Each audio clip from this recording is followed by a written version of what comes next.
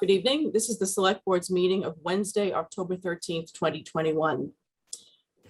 Would everyone please join us for the Pledge of Allegiance? We'll stand, we'll put up the image of the flag, and we'll recite the pledge.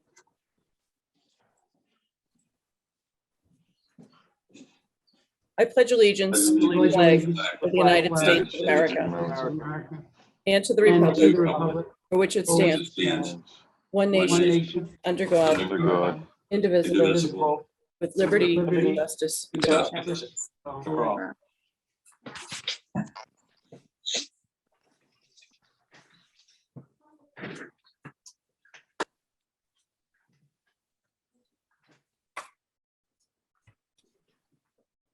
Thank you.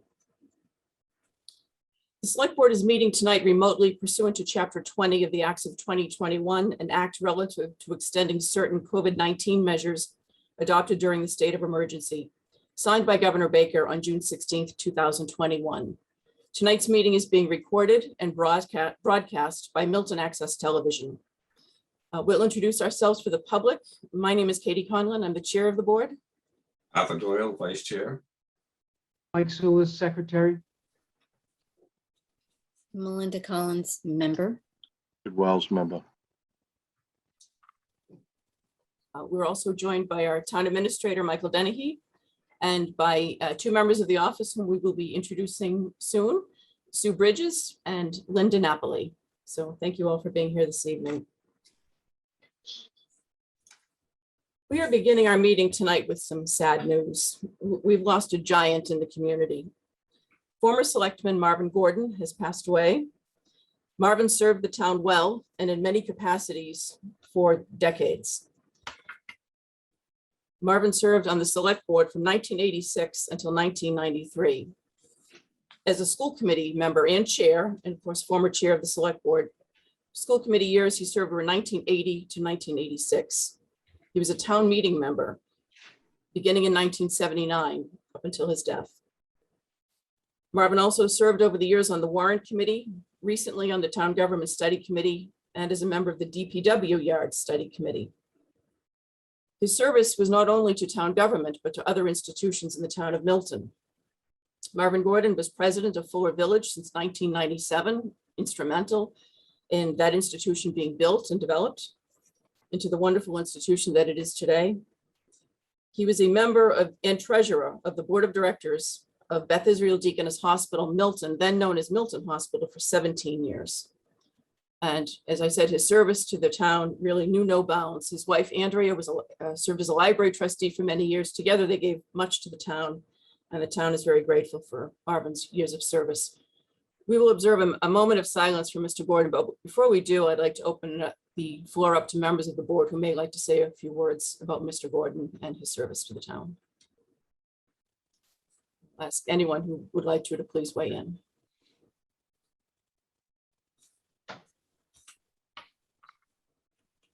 I was just gonna add, Oh, go ahead, Arthur. I'll go. you knew him much longer than I did, Richard, please. No, go ahead, Arthur. Go ahead. I just wanted to say that although I did not know Marvin for a long time, but very well, he was the consummate gentleman. If you needed anything, he was there for you. And he had a history of this community and its people that few people possess. At this time, we're remembering him. He's being memorialized at the Milton Mystery Man dinner just up the street, Richard, at the Common Market, an annual event that he stalwartly attended and participated in, to the joy of everyone there.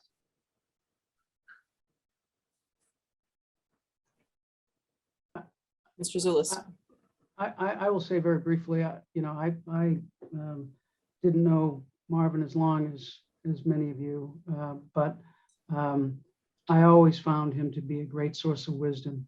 And I certainly know of his accomplishments, and Milton would not be the place it is today if it weren't for Marvin Gordon and all of he gave for this town. Mr. Wells. Thank you, Madam Chair. I am lucky that I knew Marvin for over 30 years. I remember I was a young policeman when he was first elected to the board, and he was very rolled up his sleeves, and it was amazing. He had such an interest in the police department. I think it was because that he and my father developed such a close relationship which they had until my father's death. But besides Marvin's service to the town, people need to know that in his personal life, his picture actually that John Cronin submitted tonight is a picture on his beloved boat. He's an avid sailor. Ms. Collins will know that I speak of his ability to own the ocean and to understand it. And I've been on boats my whole life, and no matter how big you are, big the boat is, the ocean is always big. But Marvin had this immense love of the ocean and its challenges, and the salt there and all the things that he and his family shared there. But even more importantly, Marvin was, in a way, to me, he was like a simple farmer. For those of you who may not know, he had his own tractor and his own machines, and he could fix anything. He could take things apart, and he was a regular at Blue Hill Power. He was a man that has so many talents, and he definitely, when you use the term "a life well served," our community and anyone who's ever known him are well served by the relationship and the impact that Marvin Gordon left in this life for all of us, his family, his friends, his community, and the ocean and the things that he loved so much and cherished. So thank you, Madam Chair.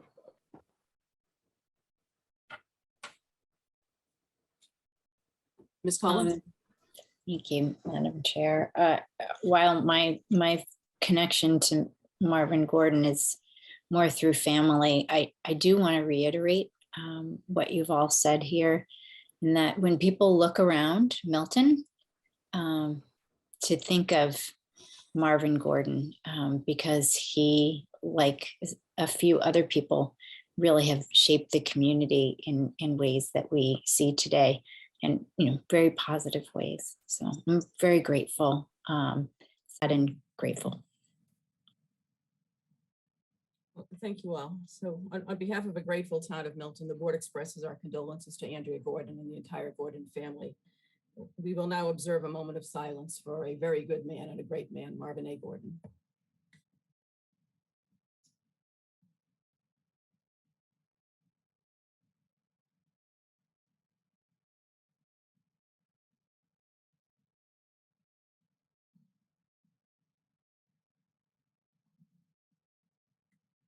Thank you all very much.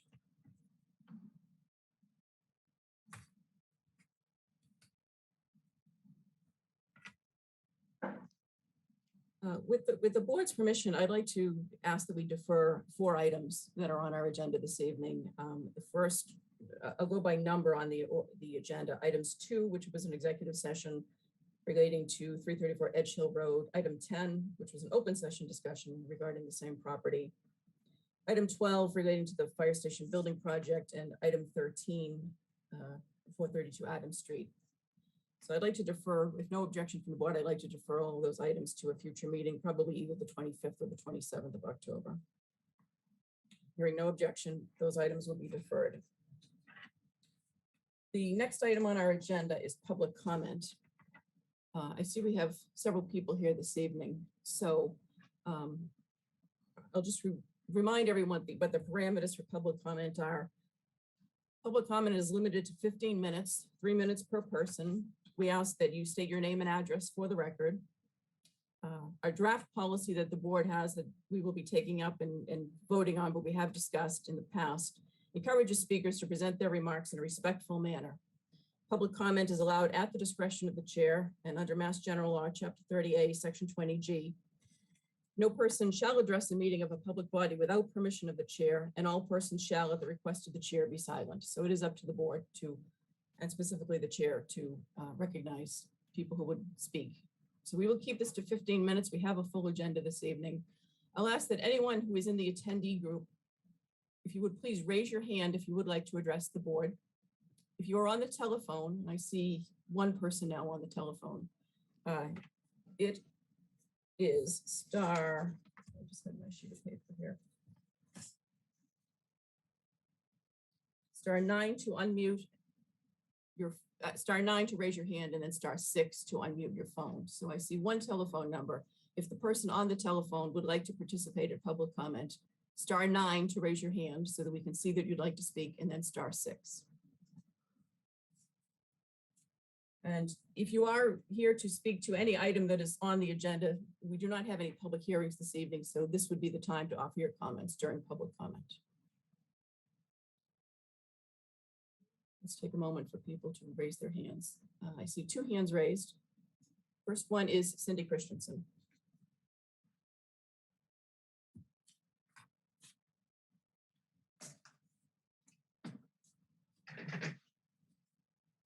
I am Cindy Christensen, and I live at 59 Collimore Street. In case you will be mentioning Boston Fair Skies later in your agenda, I want to give you an update on our activities and accomplishments locally, regionally, and nationally. Locally, one of our members is leading Boston Fair Skies efforts to hold an open informational meeting for Milton residents and others interested in learning more about proposals, decisions, and final steps for the MIT Massport RNAV study, especially this select board's written support for a second RNAV over East Milton. Our meeting is at Cunningham Park Hall on Tuesday, the 19th, next Tuesday at 7 p.m.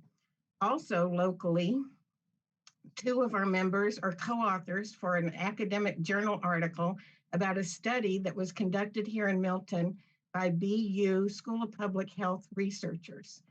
The article currently is under peer review, and we'll be able to share it with you when it is.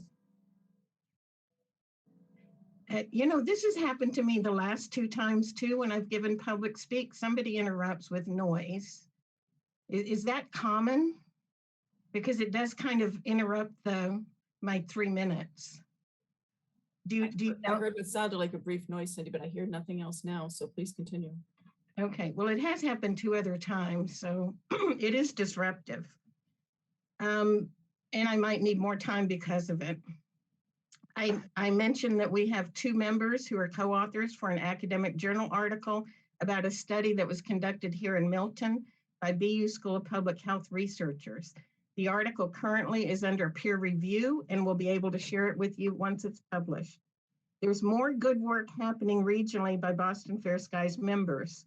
This includes our joint work with a member of Congress and her constituents to fund a National Academy's consensus report on the public health effects of aviation, and also the funding of EPA's Office of Noise Abatement and Control. Nationally, we have already started work on legislation for the next FAA reauthorization bill, which is only 2 years away. Also, through the Aviation Impacted Community Alliance, we have helped to establish a connection to a federal advisory committee, which we hope will lead to community seats at a table. Most exciting for me is last month's GAO report on aviation noise.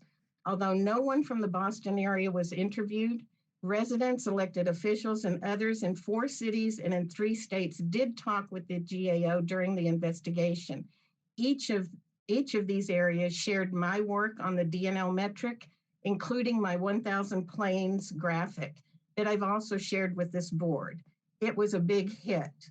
It shows that even with cumulative effects, places like Milton will never reach what the FAA says is a significant noise level.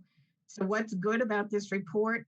This is now the 2nd federal government document this year that shows that DNL is not a valid metric for assessing aviation noise from performance-based navigation and next-gen technologies. The next-gen report includes, the GAO report includes a letter from Philip McNamara, the Assistant Secretary for Administration at the U.S. Department of Transportation. He wrote, "The department concurs with the 3 recommendations to identify appropriate supplemental noise metrics, update guidance to incorporate additional communication tools, and provide clear information to airports and communities on post-implementation." Boston Fair Skies is doing a ton of great work for this community and others. That's my update for now. Thank you. The next speaker, and the only other hand I see at this time, is Phil Joe Henning. So I'll just remind the group, if there is anyone else in the attendee group who would like to speak, please do raise your hand or star 9 on your telephone. Mr. Joe Henning. Yes, this is Phil Joe Henning, 23 Parkwood Drive. I would like to speak against the renomination of our current MCAC rep. Now, why do I say that? I think there's an issue with the way the town is currently managing the MCAC rep and our relationships with the FAA and Massport. I believe that what we had before with ANAC that included representatives throughout the town working with the MCAC rep and the select board was very valuable. It was a very valuable trinity, let's say. And since I don't know how long, but I would say probably 2 years, there is no ANAC, which means that town citizens really don't have a voice any longer in what's going on between ourselves in the town and Massport. And I think that needs to be remedied. I think it needs to be fixed. I think citizens deserve the opportunity to speak on issues important to them, and they need a vehicle for doing that. Now, why do I say I oppose the renomination of our current MCAC rep? I say that thinking back to the July 22nd, 2019 meeting with the MCAC rep, Mr. Zulis, Katie Conlon, and ANAC, where it appeared to me that the current MCAC rep is not capable of working collaboratively with others who are involved in the issue. And I think that was also demonstrated in this idea about moving 4R traffic to Quincy.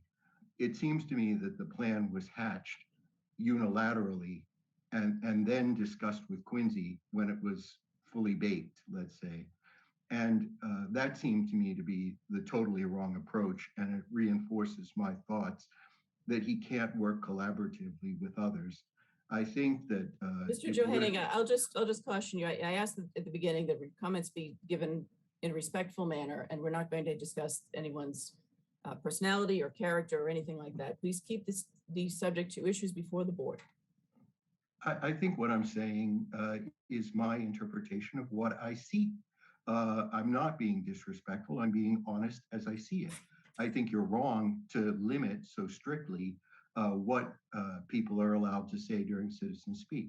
Nevertheless, I think that the plan should have been discussed with Quincy in a process, and just laying it on Quincy at the last minute meant that Quincy objected. Surely they would object to more planes over their city. There could have been give and take. It didn't occur. I think this failure to work collaboratively with other MCAC members, with, let's say, a new ANAC, is a serious flaw, and I would speak against his renomination. Mr. Johanning, you're at 3 minutes, so thank you. Is there anyone else this evening who would like to address the board at Citizen Speak? I see no other hands. So we will move on. The next Katie, item. I think there was Katie, I think there is another hand up, or there was. Go back to my attendee list. Oh, yeah, I think there is another hand up, Katie. Okay, Ms. Gunderson and then Mr. Flanagan.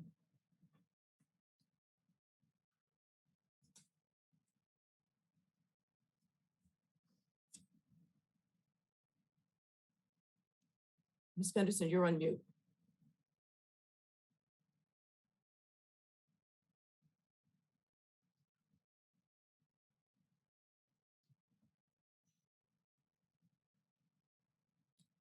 Hi, Hello, we can hear you. thank you. I'm speaking regarding the reappointment of Tom Doherty as Milton's MCAC rep. This representative is supposed to represent what is best for the town of Milton regarding airplanes. I don't believe that he's doing that because he has advocated for 4 new flight paths. Choose one, tell Quincy, Braintree, or Hingham to take our planes. The officials in those towns have essentially said, thank you, but no thank you. That leaves Milton with one choice that he advocates, a second pathway next to the current 4R flight path, only further east of his home and not over the homes of 3 of the 5 select board members who live in the western side of Milton. That path means 2 paths covering even more of East Milton than we now have. He has never entertained the idea of putting some planes over western Milton, which would be a more equitable solution. And while I can understand why those who live in western Milton would not appreciate this, it is a more equitable solution. The select board is completely beholden to his ideas. None of his ideas help the citizens of East Milton. Thank you. The next speaker is Mr. Tony Flanagan. And I see no other hands, so let me state one more time. If there is anyone else who would like to speak, we are closing in on our 15 minutes, but if there's anyone else, please raise your hand now, or we will move on to the next agenda item after Mr. Flanagan. Mr. Flanagan. Hello, thanks for having me. I apologize, I was having trouble with my internet, so I came into this meeting quite late. But I want to speak about the 440 Granite Ave project. Is that on the agenda still? Yes. Thank you. So I just want to lend my voice to the many neighbors of mine who oppose the project. As it is right now, it's huge. It's overwhelmingly big for where they want to build this, and I feel like it would overpower East Milton, and it doesn't really fit into what we know of East Milton. There are the obvious traffic and parking concerns that the supporters that I've heard for the project just kind of dismiss, saying, oh, I'm not really worried about that. But I live in East Milton, and both of those things are already an issue. So I feel like if this huge building gets put in, they're only going to get worse. I'm all for affordable housing, which a lot of people have argued in favor of this building because they want affordable housing. Let's bring more affordable housing. Let's make the entire project affordable, if that's the goal of this. But let's make it smaller either way. That's about all I have to say. Thanks for letting me speak. Mr. Flanagan, I may have missed it, but did you give us your street address? We'll need that. I did not. I'm at 36 Wood Street. Okay, thanks very much. Thanks. Okay, thank you. That's the end of public comment, and I see no other hands, just for the record. The next item on our agenda is a happy occasion where we're welcoming 2 new members of the Select Board's office, Sue Bridges and Lynn DiNapoli. Sue has started as our new contracts and licensing agent. She just waved to us for anyone watching on the television. Sue started, I think, 2 weeks ago, maybe, Sue? Almost 3. Almost 3. And you're Yeah. settling into that role, taking over for Jennifer McCullough and handling things like all the restaurant liquor licenses, different contracts, that the leases that the towns are party to, working on some benefits issues with Paige Eppolito, the assistant town administrator, and hitting the ground running from what I've heard. So welcome to Sue. Thank you. Yeah, everyone's been wonderful, so helpful, and yeah, smooth transition. Well, we're happy to have you. So thanks for coming in tonight. And you've covered a couple of our meetings for us, so we appreciate your stepping in and pinch hitting like that. We're also welcoming Lynn DiNapoli, who just started this week on Tuesday, yesterday, with us, filling the role of the executive administrative assistant to the board. Mr. Doyle and I sat in with the town administrator and the assistant town administrator in the interview process, and very excited to have Lynn joining us and filling this role. So welcome, Lynn. We're looking forward to working with you. Thank you. It's to be here. I'm very excited. And you have some experience working in municipal government. Why don't you tell the audience where you've worked in the past? I started as a legislative aide for a state representative in the Mass House, and then I went to work as the constituent service director for the former mayor of Brockton. And after that, I changed things up and I went to work for the Brockton Housing Authority. So I have some experience in municipal city government and customer service. And all of that is needed in the office. So Yes. good, diverse experience, two good hires by Mr. Dennehy. And let me Well, ask thank you. Mr. Dennehy if he'd like to say anything, or if any member of the board would like to offer any comments or welcome. And thank you, Madam Chair. Obviously, we're transitioning two of the most important positions in the Select Board's office, so very seamless transition. Sue was brought up to speed on many things, including how to put an agenda together for this board, which will not be in her realm, but she very quickly cross-trained into that. But I think one of the most notable ones was she recently hand-delivered the Common Vic license to Playa Bowls, which was one of the most popular destinations in Milton this week. So I want to welcome both Sue and Lynn to our team. They're doing great work. They're making it a very seamless transition. Sue, thank you for all your work these last 3 weeks in wearing two hats. And Lynn, thank you for everything and welcome aboard. Well, thank you very much. It's good to be here. We're looking forward to working with everyone. Thank you. We're looking forward to working with both of you, and Lynn will be a presence now at our meetings going forward. Sue might be there occasionally for a specific agenda item, but Lynn will be with us eventually when we get back in person and while we're on Zoom. So thank you, everyone. Thank you both. Thank you. Okay, moving on, we have a department report from Veteran Services, and I see we have Kevin Cook, our Director of Veteran Services, with us. We'll move him up. Kevin, thanks for coming in this evening. Kevin is dialing in, Madam Chair. I'm just getting him. Kevin, if you could hit, is it *9 to speak? No, *6, and I got it. There you are. Okay, am I there? We can hear you, Kevin. Yes, thank you for joining us this evening. Okay. I was about ready to break out some of my military comms experience. Well, thank you for the invite, Madam Chair. I do appreciate it. I do appreciate the board's time and always attention to matters that we want to prepare for Veterans Day, and of course the ongoing business of taking care of Milton's veterans.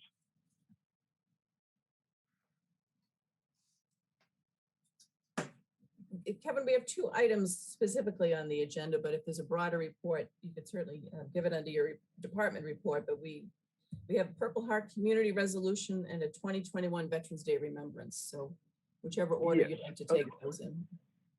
Oh, sure. We'll go right in order. That's fine. I just wanted to make sure there wasn't anything else you wanted to address first, but that's fine. Okay.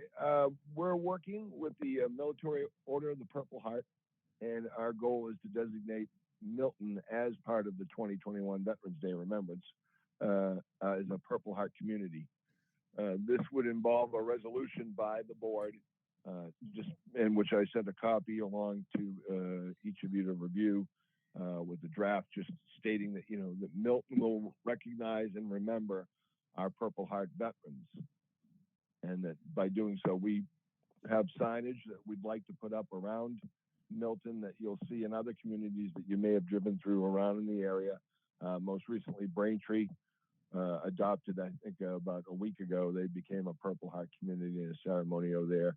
And it's just recognition that as a community, we're going to remember those who were grievously wounded in war, and then of course are here now to represent all those who can't be there, because many received the Purple Heart posthumously also.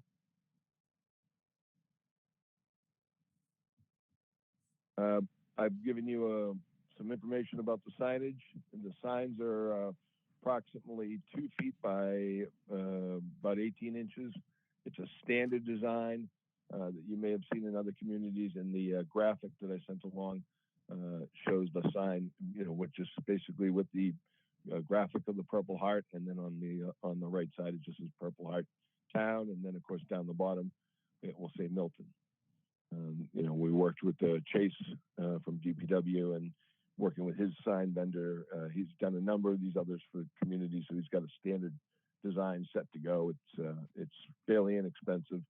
And the question that I would give board consideration and ask for your input on would be the locations for the signs I met last night as part of the sign committee for Milton and discussed it with them, which they unanimously supported. But they wanted to leave discretion on locations up to any input that the select board would have. Madam Chair, Yes, Mr. Wells. for Kevin, do you have any idea how many signs you'd want to display around town? Do you have a number? Well, the idea and the guidance from the Purple Heart Group is to have a sign so that any location where someone crosses from another town into Right. Milton, they would see that sign. I've got the list from Chase, and it's approximately 19 or 20 locations. Now, in discussion last night with the sign usage committee, some were easy.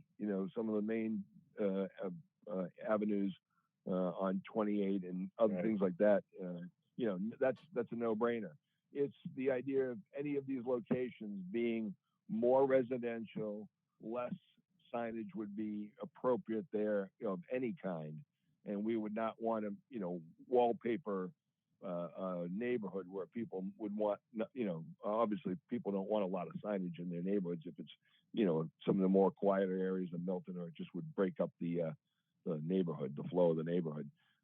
But there are some, pretty much, I think of the group of 19 or 20, I think about 14 or 15 are pretty much main avenues of travel where people come from another community into Milton.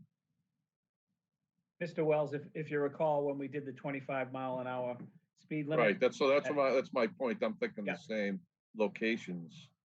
And I think I saw one of Randolph's the other day. It's right on 139 when you come in from Stoughton. It's right there by the Bob store. So I think you're on to something like that. I think that might work. Maybe Mr. Denny, you and Kevin and Chase can work out the locations.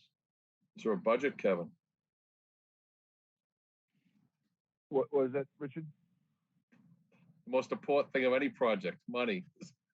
You all right yeah. with the Yeah, well, we've had a little bit of excess budget over the last 2 cycles at least. We are, in fact, losing some of the people who were on our Chapter 115. There's a generation that's aging out, and this is not a Milton thing. I mean, this is common. Randolph is, the numbers have lowered a little bit too, and it's normal. I put out some communication recently through the Milton Times, Milton Magazine, working with some of the online stuff, that making sure people know there are benefits available if people qualify. So I asked Mike about using some of the budget that I have set aside for benefits, because invariably at the end of the fiscal cycle, $30,000 or $40,000 is going to be left, and it's going to be just put into the general fund to pay off expenses at the end of the year. So I think we need to get on this sooner versus later, Madam Chair. I take it, Kevin, you want to have these up before 11, before Veterans Day? It doesn't have to be up before November.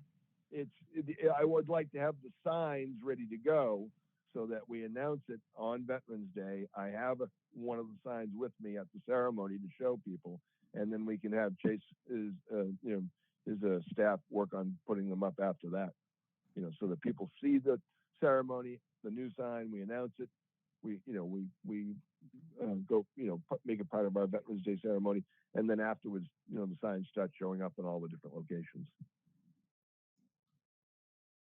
Anything else, Mr. Wells? I'm all in, Madam Chair, whatever we have to do. Okay. Other members of the board, questions or comments? Kevin, I just had a question. Are a lot of other communities doing this? You mentioned Braintree. We had a design that was presented to the sign review committee last night based on the one in the town of Foxborough. Is this becoming something that a lot of our neighboring communities are doing as well? Yes, Madam Chair. Randolph is a Purple Heart community. That was adopted about 1.5 years ago, working with the AMVETS down in Randolph. Canton recently had a big ceremony, and I believe it was on a POWMIA Day ceremony where they adopted Canton as a Purple Heart community. It's something that people want to do because, Madam Chair, I'm finding this often. and people come to me and said, what can I do to help? And it's frustrating sometimes. There's things you can try to do and things you want to do, but sometimes people just like the idea that they see something like this from their own community, that, and especially now, we're losing the greatest generation. They're literally leaving us.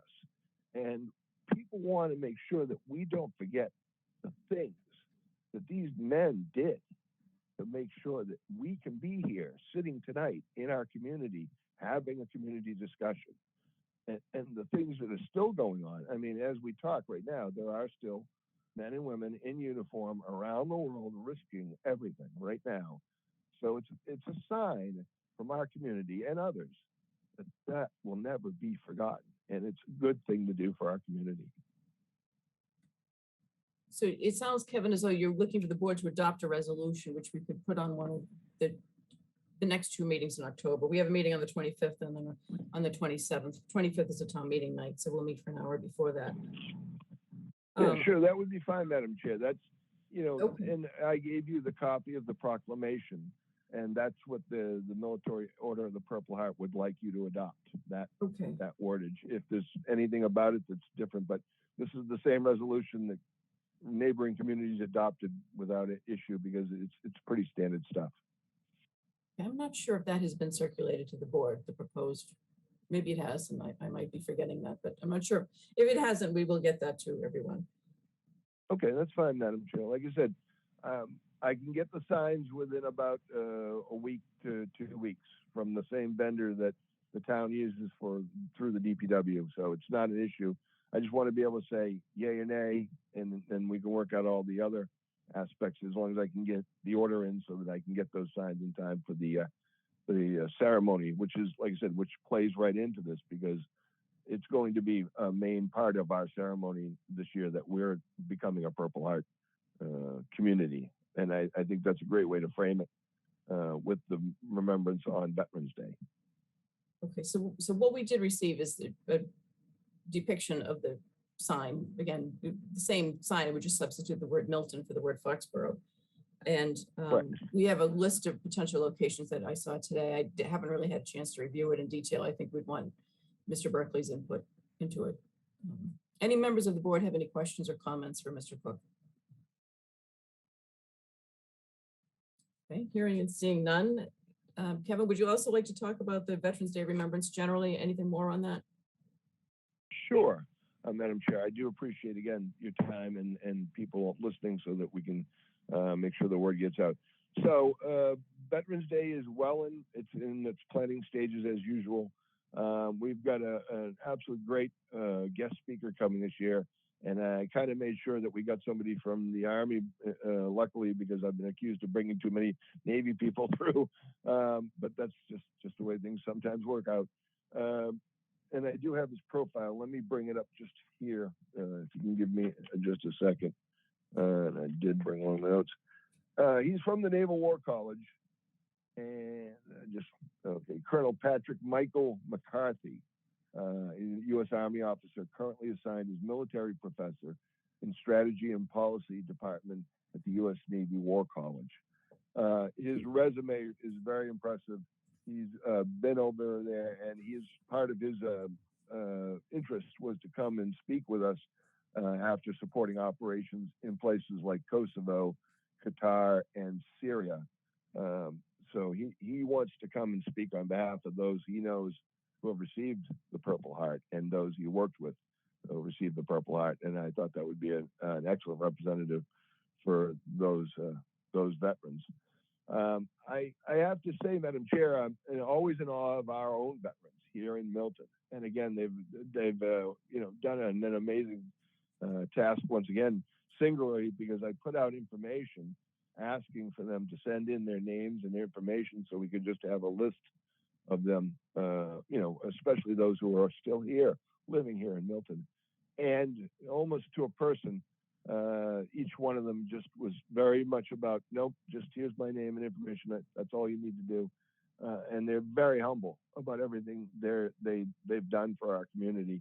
And of course, we have a few veterans families who sent along their information, of a family member, a grandfather, an uncle who's no longer with us, but is, wants to be remembered in Milton. So we're going to have a list of those veterans that people bring to us. Obviously, I could not compile a list of every Milton veteran that's got a Purple Heart. It would take a research staff months, because of course Milton Cemetery there's hundreds of them there. But we're going to try to have a representative list. And then during the ceremony, I've asked for some of our finest students in Milton Middle School. The principal is going to have 3 students who are going to assist me in reading the names of those Purple Heart veterans during the ceremony. The ceremony, of course, will be the normal format. We're going to be on Town Hall front lawn on November 11th at 11 o'clock. It's a Thursday, so I'm expecting a little bit of a smaller attendance, sadly, because unfortunately, a lot of people do have to work. But I'm looking forward to having a good number of our citizens join us on the lawn, and we will have the band and the chorus working with us. I've contacted the schools, and they're, as usual, ready to come in and assist us. I'm going to reach out and make sure that any other groups that want to, participate and help are going to be there. As usual, the Girl Scouts like to do the Pledge of Allegiance, and I think that's, again, a great thing about our community. Everybody wants to come in and help. Okay, thank you. So again, Thursday this year for November 11th. Any comments or questions for Kevin Cook? Seeing and hearing none, then Kevin, thank you very much for your report tonight. And it sounds like we will be putting at least the Purple Heart Community Resolution on an upcoming agenda. And it will take this up for an official vote, but thank you for introducing the topic tonight and making the town aware of it. Very important. Yes. Thank you, Madam Chair. I appreciate the board's support and time. I know you've got a lot of work to do, so let me get out of your way. And again, we'll look forward to speaking with you again prior to Veterans Day, and then of course on Veterans Day. Okay, thanks very much. Good night. Yep. Item number 7 on our agenda is the 426, 440 Granite Avenue, and specifically the concept plan for that development. We do have attorney Marion McEtrick, who's representing the applicant, who is with us this evening. And if she has anyone else from her team, she will let us know. This was on our agenda for discussion and a vote, and I would like to just update our board members so that we're all on the same page. The planning director informed me that the planning board the applicant will be asking the planning board tomorrow evening, the 14th, to continue this until the 28th, which is their next meeting. So, and Ms. Attorney McEtrick will give us an update on some of the follow-up regarding the affordable housing question that Mr. Zulus raised at our meeting approximately a month ago. So there is some additional work being done on that topic. So my recommendation to the board would be, even though we have this on as a discussion and vote, that perhaps this is just further follow-up discussion this evening and perhaps a vote at a later date. There was some talk at our last meeting that the board may like to take a vote on just the concept plan, knowing that we're not the Board of Appeals, which is going to weigh in on the variance issues, and we're not the planning board, which has site plan approval before it. So those two boards will be voting on specific issues within their jurisdiction on this project. This is a discussion of the concept plan for the mixed-use development. So with that said, why don't we ask Attorney McEtrick if she'd like to provide any additional information to the board or any update. Marion, if you have anyone from your team here, just let us know their name and we will move them up. I know Michael Moore was going to try to attend, so if you do see him, you can let him in. But he wasn't sure whether he could make it or not. Okay. So we'll go ahead either way. Okay. We have, I think, 2 phone numbers, or 1 phone number. Another. Okay. There's another number, but it looks like. So you don't. Yeah. It looks like that attendee is not on the phone, but is in through the Zoom. Okay. Thank you. Well, yes, I'm Mary McEtrick, and I have been representing the applicant for this development proposal at 426 and 440 Granite Avenue and 29 Mechanic Street. We did give you a sort of review and introduction to this project at a previous meeting. You had some discussion. And one member of the board, we mentioned that we were going to include 3 affordable units and perhaps make a payment towards part of the cost of a fourth unit somewhere. But we have since been doing some more research and work on the affordable units. So what I can tell you tonight is the developer will commit to 4 affordable units, not 3. They will be of mixed sizes. So, the development has both 1 and 2 bedroom units. The affordable units will be both 1 and 2 bedroom units. And we're not sure of the locations yet. We have asked to meet with the Affordable Housing Trust, and we're hoping to get a meeting next week. And at that meeting, we will have a proposal for where we think units could be located within the development. And we expect to get more feedback from the Affordable Housing Trust. So I would say in general, this is a 33 unit condominium project. So it is not, as development projects go, it's not a particularly large project. 4 units we don't have a requirement. We don't have a bylaw that says every development has to have affordable units. So the proposal to include affordable units is something that the developer has just said that he would be willing to do. He does not have to do it. If this project were to have more affordable units, the problem with affordable units, obviously, is that they are much less expensive and they have to be paid for somehow. That's why most of the 40B proposals that you see coming before the town right now and in other towns are much larger than this project. Because in order to have 20 or 25% affordable units, you have to have more units in the development. So it's not possible to do this development with more units. It's not possible to do it with all affordable units simply because it wouldn't pay for the development. The price of an affordable unit is probably, maybe 25% or less of what the price of a normal unit would be in a condominium development. Just to address, the comment that was made at the beginning of the meeting. Just a quick update. Otherwise, we have asked to continue this hearing with the planning board, and it's, I believe, going to be continued to the 28th of October. And the reason for that is that we're still finishing our peer review of traffic and parking, which has been a major issue of discussion in the public hearing. Where we have comments, we've been exchanging back and forth, adding information as requested by the peer reviewer. And we do expect to finish that soon. And that report will be with the planning board once it's completed. We have finished the study of drainage and engineering, and that is available. The peer reviewer's letter is available, I believe, on the website, the planning board website. And then as far as other, tweaks or changes to the design, anything else that we're going to be working on, if we do come up with new information, that certainly will be provided to the planning board more than a week before the next scheduled public hearing. And we are continuing to talk, with some of the immediate neighbors. We continue to be interested in talking to anybody who wants to discuss this project with us. The reason we're here and the reason we've gone to a number of other town boards is that we're just trying to get as much feedback as possible and get it from the perspective of each of those boards. So each board has a different type of responsibility. And I think to flesh out the picture of what this project's all about, what it can do for the town, what issues there are that remain, we need to talk to as many groups as possible. And we do really appreciate the time that the select board is taking to meet with us tonight. If you have any other questions, I'd be happy to answer them. And otherwise, I look forward to meeting with you just before, maybe at your meeting before the planning board's meeting on the 28th. Okay, thank you, Attorney McEttrick. Why don't we open it up to the board for any comments or questions at this time?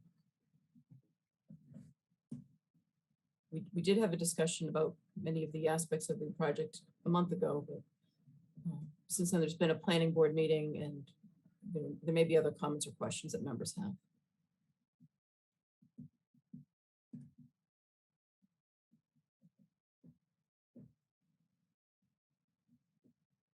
Anyone? So, Mr. so I'll yeah, thank you, Madam Chair, and thank you, Marion, for the update. I will give you what I understand to be feedback. Certainly the planning board, as I understand it, I haven't seen the meeting. The planning board received a lot of resident feedback. And we haven't heard that directly, as our board. We haven't had a hearing from our board. But what I have heard from and this is from a board member, Andy D'Amato from the East Milton Neighborhood Association, and what Andy pointed out was that while there was dialogue initially before the initial plan was drawn, there hasn't been as much dialogue with the residents, and that's what I would, that's what, if you're looking for feedback, that's the feedback for me, is more dialogue with the residents. And from what I understand from Andy, who's a board member of the EMNA, they welcome the dialogue and they want to be a part of this process. They do have concerns about parking and traffic, as you pointed out, and you're doing those studies. They have concerns about the height. They have concerns about the shading. But I think the most important thing most important point that I received and that I would offer to you is to have as much dialogue as possible with the residents. That certainly will help me, to know that the residents have had an active role in this. And, I think we've seen with the Ice House project, when we have an active dialogue with the developer and the residents and the elected officials, it can really result in a positive step forward. The only thing I'd mention on the affordable housing, thank you for the feedback on the affordable housing and the response on that. And I would just suggest to you that the Affordable Housing Trust has some money in it now. And so maybe there's an opportunity to have some kind of Buy deal down. What's that? A buy down, like buy down a unit. Well, yeah, I was talking about some kind of agreement with the Affordable Housing Trust where they could contribute to the project in exchange for getting more affordable units. I don't know if that's possible, but I think it's something you could consider. So those are my 2 points. Thank you very much, Mary, for coming. Okay, thank you. That's why we're meeting with them next week. But if they have, I mean, theoretically, I think that it would be possible to buy any housing unit in Milton if you had the money and make it affordable.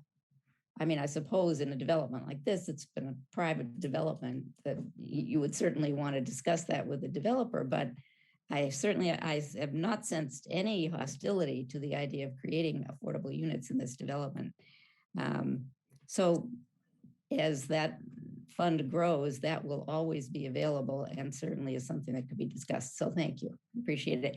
And as far as meeting with the neighborhood groups, we do have some extra time. I don't know what we're going to be able to do between now and the next meeting. We did have those meetings initially. We have been having public hearings and there's been a lot of participation, but mostly it's been, we haven't really had a chance to respond. So it's a little bit frustrating to have to continue this case and not meet tomorrow. It might be a good idea to prepare responses to those questions that you just mentioned, which we had ready, and to circulate them and then see whether perhaps there's an opportunity to get together and talk about them some more. And I really appreciate that suggestion and recommendation, and we'll see what we can do. Thank you. Any other members of the board? Mr. Wells. Yes, thank you, Madam Chair. I echo Mr. Zulus' comments a little bit, as well as I think that for the MNM, as Arthur and I both live in East Milton know, East Milton Davis has been very involved and active in the changes that have been proposed here over the past couple of years. The two things, Ms. McGetrick, that concern me, one is clearly the height, perhaps it's the density and the height of it. I've heard many residents over here comment that if it was only 4 stories, there would be more amenable. But to me, he did 36 Central Ave, which is the old police station, and he really did a good job.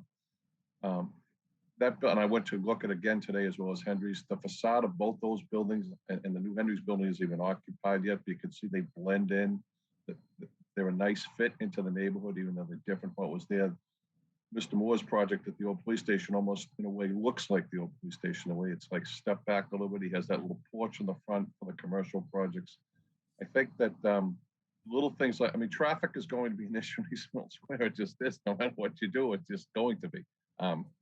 Can't wave a wand and just make it go away. And I think the town's taking some major steps. I haven't taken a long time, and a year from now will be a lot better there. But if in those things, the density, and I know there's some brilliant people that are in this town. I think that and the active discussion will help you get to where you want to be. I really do. So I'm not an architect, I don't, but when I look at those two projects, one which is the Karen Henry's project, and the other, the one project Mr. Moore did in this town before, I think you can probably come up with something that'd be much more amenable to the residents of East Milton.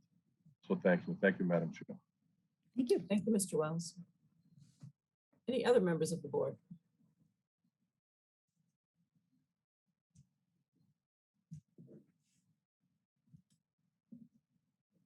Ms. Collins.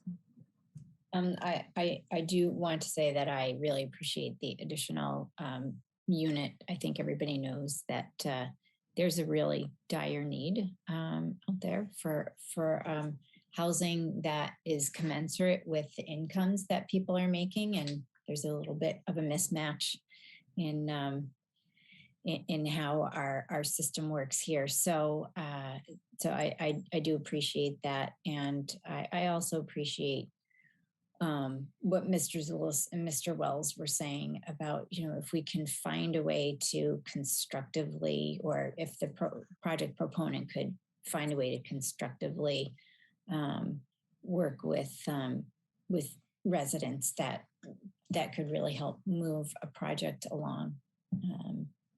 Thank you. Thank you, Ms. Collins. I may just add on the affordable housing topic. I too agree that an additional unit, I think, is a real step in the right direction here. That for the benefit of the residents, because I know the members of the board understand this, and certainly the applicant does, but we don't have inclusionary zoning in Milton, so there's no requirement that there be any number of affordable units here. The tradition has been 10%, and town meeting has tried to push in the direction of, can we get to 12% or a little bit higher? And 4 units, I think, does bring us into the realm of 12% here, which is a real plus. So I appreciate the applicant taking a look at that. I'm looking forward to the Affordable Housing Trust having an opportunity to get together, hopefully next week, and meet with the applicant. But that's good news. And this is not a 40B. So there were some questions raised by members of the public at the planning board meeting. Why not make all of the units affordable? Why not make many of them affordable? And you have to balance the economics of the project and whether a developer can actually build that. So I'm hoping that realism will drive the dialogue, and the knowledge that 4 units is a good contribution to the affordable base. There are 4 units at Henry's. Henry's is 38 units. There will be 4 affordable units at the Henry's project. So it's certainly within the realm of what's been permitted in other projects in town. I think we need to keep that in mind. But I appreciate the applicant's movement on that. I think that's terrific news. We had a discussion. I shared some of my thoughts at the last meeting. I support the design of the project. I know it's a modern look. I like the ground floor commercial space. It will increase the tax base.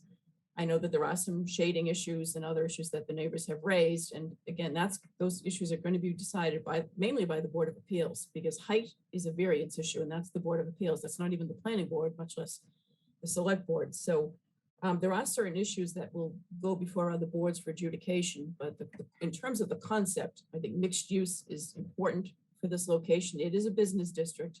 I'd like to see us be able to preserve some retail space at the site. And I like the ground floor plans. People can agree to disagree on the design for the building. I happen to think it's a unique location, as Marion stated at one of her previous meetings. This property fronts onto the highway, and I compare it to some extent with the Henry's building, which one entire wall of that property is facing the trolley tracks. And this building is fronting onto the highway, and on each left and right side are commercial buildings. There is a residential street in a neighborhood behind the property, but this is a business district. So we need to keep that in mind. We need to keep in mind, the public needs to keep in mind, what are the alternatives? If the proposal is not accepted and move forward in its current or substantially similar current design, something that works for the town or works for the neighborhood, then what's the alternative here? We know that the answer to many of those questions in Milton has been the alternative is a larger, denser project under a comprehensive permit. So I just encourage the neighborhood and the members of the public who are weighing in and suggesting things like make all the units affordable to keep those issues in mind, because it's important. It's important. Any other comments or questions for the applicant? Or Ms. McEdrick, is there anything else that you would like to add? No, but I really appreciate the comments and the suggestions. You know, I'm very tempted to go into all kinds of detail to answer some of these, including the shadow question and you know, how close is the building to the residential neighbors. We're going to be doing that before the planning board, and we're going to be providing a written response. I will send a copy to the select board so that you have it. And we will want to continue to discuss as well directly with residents as much as we can, you know, whatever opportunities we can find. So thank you very much for this time. Madam Chair, just before, Yes, Mr. Wells. and I don't mean to put you, this is a follow-up to your comments, because this has been, I didn't mention this. This has been like a concern of mine. You're Mr. breaking up a McGettrick, little do you bit.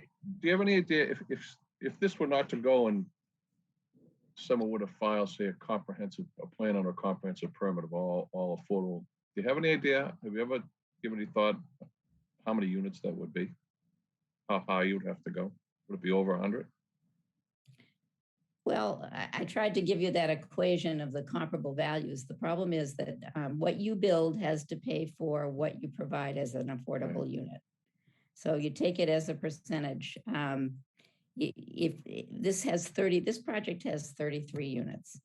If 25% of the units or 20% of the units were going to be affordable units, I'm not good at doing the math in my head, but that should give you some idea of the ratio Density. of increase that would be required. And so certainly honestly, if everybody wants a project that has more affordable units in this location, it will be a larger project. And, you know, it will either be, at a similar height filling the space, or it will be higher than it is now facing the expressway. So what we've done with this project in the design so far, the concept is that you take some additional height and you jam it up against the expressway, which is an extremely unfriendly location. Neighbor. And you leave, really, and you leave the space of the building that's closest to the residential neighbors is only 10 feet and then 20 feet high. The whole triangle of this lot is not filled with building. It is not filled with 6 stories or 5 stories or whatever, 5 stories. So the problem we have with this concept is that there really isn't much there right now. The buildings on either side are not large, the commercial buildings. And of course, the residential buildings are residential buildings further up the street. So in terms of there being a pattern or a model to fit into, it's quite difficult. This building is setting a certain, I agree to an extent with the comments to say this is going to set a pattern. Well, it's not going to establish that every building has to be this height. It's simply, but it is going to set some kind of pattern, and the design is important. And we need to continue to look at the design. I mean, I find many people who say they like the design. We hear from many people who say they don't like it. I hear from people who say why can't it be 36 Central Ave? Well, 36 Central Ave has 17 units, and it's a sloping site where you can put parking underneath the building, and you are able to build it at the height that it is. And at the time it was built, there was a lot of opposition to that building. I mean, I remember the process. I didn't represent anybody, wasn't directly involved, but there was a lot of opposition because it was going to look different than the buildings on either side of it. I don't, and none of us disregard the importance of comments and concerns about how different this building looks. Specific suggestions that still provide the amount of density required to build the building are helpful.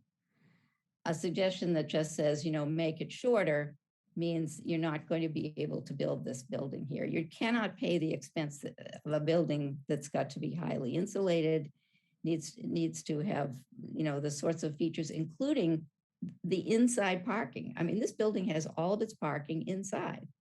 And the letter that we're sending to the planning board is going to explain in more detail why having the enclosed parking requires an 18-foot height in the first floor of the building. That's higher than you would normally have in a first floor, but it keeps the cars for the residential building completely enclosed and out of view and out of sight. It's very efficient, and it's an innovative system. So there are many things about this building, including the fact that it will have solar panels on the roof and it will be all electric, that are innovative. And in order to do those things, you have to come up with a different kind of design. So I'm not going to try to make the whole case here tonight. And I understand what you're saying in terms of trying to explain to everybody, if you don't do this, then what do you do? If you want X, what do you have to do to the design? We'll do the best we can to explain that more clearly as we continue discussion with residents of Milton and especially neighbors. And we're very hopeful that we can get some support, more support from for this project, and that we want this to be something that people will be enthusiastic about. So we're just going to continue working on it. I appreciate all your input. Thank you. All right, I see Thank you. Arthur Doyle has his hand raised, so why don't we go to Arthur? Arthur, you're on mute. My old habit. And my apologies. Madam Chair, thank you. We're going to have this important agenda item up for discussion and vote on Wednesday, the 27th. Is that Well, the current yeah, plan? that's our next regular meeting. So as I understand, the planning board this will be continued. The applicant will ask the planning board to continue this until the 28th. Our next regular meeting is the night before, the 27th. We do meet the night of town meeting. It's probably not the appropriate time to have this on our agenda in case we have town meeting issues that we need to work through or anything that's time sensitive. So I would suggest that the board put this on our agenda for the 27th for further discussion, but possibly a vote on the concept plan, if that's the will of the board. I would certainly support that if other members do, Madam Chair, and that would give us time in the intervening 2 weeks to hear from Mrs. McKettrick in terms of progress and activities and dialogues that have transpired during that period of time, and for us individually to receive input from anybody who wishes to speak with any one of us about this particular project. That's a good point. If residents would like to email the board, they certainly can either email the entire board, send an email to Mr. Dennehy, and he can, or the planning director, and they can forward the emails to us. This, again, I want to emphasize to the viewing public, and I see we have some in the attendee group. Our board is not holding public hearings on this matter. We're not issuing a permit. We're not being asked for site plan approval. That doesn't fall within our jurisdiction. That falls within the planning board's jurisdiction, and is an entirely parallel, separate process playing out, or will be playing out, before the Board of Appeals once they're able to free up some time in their calendar with all of the 40Bs that are currently pending. I know there's a backlog there, but at some point there will be another process starting for members of the public to weigh in. We would only be weighing in on the concept plan, and that's because a month ago, Mr. Wells had asked whether the board wanted to take a vote, and we put it off until a future meeting. So we scheduled it for tonight, but upon hearing that the planning board has a little more time, I think it makes sense for us to take this up on the 27th, if everyone's in agreement. Mr. Zulish, you have your hand raised. Yeah, the only thing, and I'm happy to do that, I think it makes a lot of sense.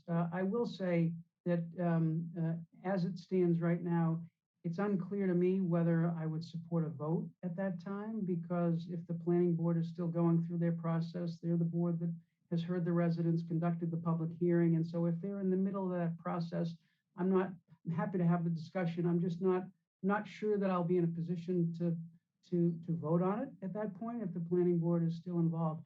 But I'm happy, I do support putting on the agenda for that purpose and having that discussion then. Okay. I do too, Madam Chair. I do as well. Okay, thank you, Mr. Wells. Anything else on this before we let Marianne get back to her evening? Okay, then thank you very much to Attorney McEtrick for coming in tonight and meeting with us. Thank you. I appreciate the the time time. that you spent talking about this and giving me some feedback. Thank you. Okay, Have a thank good you. evening. Good evening. Okay, we are on to item number 8, which is a discussion on the town's response to the MIT recommendations for runway 4R flight path alternatives. We've put this item on our agenda. Oh, I'm sorry, did someone say something that I heard? Oh, Mr. Zulus? And Madam Chair, if I may, I was just going to suggest, before we go further, in light of some of the comments in public comment, we may want to move item 26, the public comment response, which addressed some of these things. We might want to move that up to item 8 and combine them, just a suggestion. Okay, that's fine with me. Do you want to move 26 up ahead of 8? I'm just suggesting we combine them because some of the issues are the same, right, that were brought up in public comment relate to this. So I would just suggest we combine the two. Okay, I think that's probably fine. Is that agreeable to everyone? Okay. All right, so we'll take up item 26 in conjunction, which is public comment response in conjunction with item 8. Again, discussion of the town's response to the MIT recommendations for runway 4R flight path alternatives. And as I was starting to say, we've put this on our agenda this evening in order to address some information that has been put out on social media, primarily through Facebook, and to address one email that we received from a resident and a few emails that we received from Cindy Christensen on the topic of the MIT study that has been going on for 5 years at Logan Airport at the request of the FAA and Massport pursuant to an MOU that they signed in 2016. Some of our legislators at the federal level were parties to that MOU. So this has been going on for a long time. The board has had numerous discussions over the years, and especially in the last year about the the last 2 years really, about the MIT study and what some of the proposals that MIT has put forward are. So that's the purpose of this agenda item, discuss it at a public meeting where everybody has an opportunity to weigh in rather than one person responding to an email and comments being put up on Facebook that may not be accurate. So I'd like to invite any of the members. I know Mr. Zulus would like to address item 8. Would anyone like to start with public comment response and address item 26 first?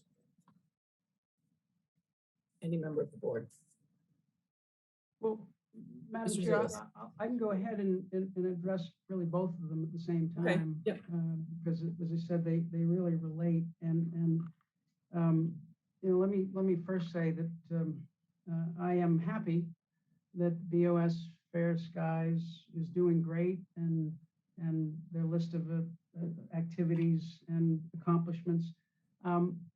With respect to their characterization of what this board is doing and what they say this board is supporting, I have to paraphrase Ronald Reagan and say, there they go again. It was about 2 years ago, back in November of 2019, when one of the BOS Fair Skies members authored a letter that the Milton Times published. And it stated that the select board, quote, agreed to the FAA request for a trial period changing the runway 27 departure path flyover from Boston neighborhoods to fly over Milton. That never happened. There was no FAA request to move planes from Boston to Milton. There was no select board agreement to move planes over Milton. In fact, despite months of criticism from BOS Fair Skies of our runway 27 efforts, we got a good result on runway 27 with respect to the MIT recommendations. So here we are again with BOS Fair Skies saying that the select board wants to put more planes over Milton. It was not true then, and it is not true now. Now, the idea of relieving the burden on East Milton neighborhoods with another RNEV, that's a flight path to the east of the existing RNAV over East Milton is not a new one. And in fact, I have a couple of slides that are posted on our website and have been discussed in meetings and have been posted for a long time. Mr. Denny, if you could put up just a couple of slides that I have just to illustrate the fact that this was not a new idea. Just wait for a minute. It was, in fact, and if you see, so you'll see that in the slide that this idea of a RNEV to the east of the existing RNEV was first proposed back in 2018 by the then MCAC representative for Milton, Cindy Christensen. If you go to the next slide, Mike, you'll see that one of the slides showed, scroll down just a little bit. You can, no, you want to scroll down. Go down, Mike, to the next slide. There you go. So you'll see on this slide that Cindy Christensen provided, you'll see that that line to the far right, that is the proposed 4R RNEV to the east of the existing RNEV that Ms. Christensen proposed back then. And that kind of you'll see that it kind of goes over the edge of Quincy and then over Marina Bay. And this, this is suggesting other RNEVs, the strings of the harp concept. And then, Mike, if you scroll down, this concept has been continued. If you scroll down to the next slide, which is the first slide to Tom Doherty, our current MCAC rep, his presentation to us last October. And if you scroll down, you'll see what Tom suggested to us back in October of last year. You'll see that dotted line far to the right is the proposal for an RNEV to the east, and it's just over the line in Quincy, and it goes over Marina Bay. Very similar to what was proposed back in 2018 by Cindy Christensen. And so again, this is not a new idea, right? The question is, could it be done, right? Mike, that's all I have for the slides. You can take those off if you want. Now, MIT has said that flight path won't work. And they've said that flight path would have to go more to the left and it would have to go over Milton, right? So we've asked for the data on it. And that's it. We have not recommended or proposed that there be another RNEV over East Milton. We've simply asked MIT for the data on it so we can have the data all across that area. What we have been working hard on, and this is all public, it's been all in our meetings and all our materials, and anyone who's been following this will know, we've been working on 3 alternative flight paths identified by MIT. 11,000, like we agreed. 11 grand is a little steep. Tell you what I'm going to do. I think we have some background. I don't know. We need who that to is. mute. Why doesn't everybody else mute? Just so we don't have. All right. So what we have been working on is these 3 alternative flight paths that would relieve some of the burden on East Milton and would fly, these flight paths, these 3 alternatives would fly over parts of Quincy, Braintree, and Hingham. This board's pursuit of equity and fairness with the use of these 3 alternative flight paths has been consistent since last October. It was consistent when I spoke to the Massport and the MCA and the MCAC and the MIT group on September 23rd and talked about proposal and advocacy for these 3 alternative flight paths. And it was consistent when we sent the letter in, the subsequent letter that we sent in dated October 1st, when we attached that statement that I'd given, the same statement talking about these 3 alternative flight paths and advocating for those 3 alternative flight paths. So there's nothing, I don't believe there's anything to divide us here. I think we all want the same thing, which is to mitigate the burden on East Milton and to, as best we can, mitigate that by a regional solution that will make things a little bit more like they were prior to the RNEVs going into effect. So that's what we've been trying to do. Unfortunately, this isn't an isolated instance. BOS Fight Fair Skies, I think it's fair to say, for the last 2.5 years has just opposed every effort that we have been making to try to relieve this burden.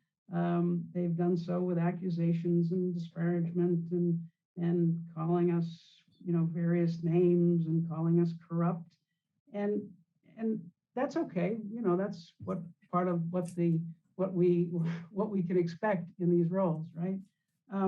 But here's why it's important in this case. This is a hard issue, right? And the real antagonist here is not the select board, it's the FAA. The FAA is this nameless, faceless foe that holds limitless power over the skies above Milton. And people have worked really hard in the last 2.5 years to improve things. Tom Doherty, whose appointment is up tonight, has worked hundreds and hundreds of hours, and as has Katie Conlon. And we've had some successes. As I mentioned before, we have a positive result on runway 27 in the MIT recommendations. We assembled a broad coalition of local, state, and federal officials to oppose the runway 4L environmental assessment. And we successfully advocated with MIT for them to develop these 3 alternative flight paths that would lessen the burden on East Milton. So our struggle is against the FAA, and it's only made harder by division and discord and manufactured controversies. So those kinds of things just aren't helpful. Thank you, Mr. Zulus. I agree with all of that. I want to emphasize the need for unity. We've talked about this many times before. It does not help the town's efforts when we have a handful of residents arguing that we should be dividing the town. We should be moving some of the traffic from 4 right to 4 left, and that solves the problem. We don't even look at a regional solution. That has never been the town of Milton's and the select board's position. Our position has always been that all of the communities surrounding Logan Airport benefit from the airport. No one community should be overburdened by air traffic.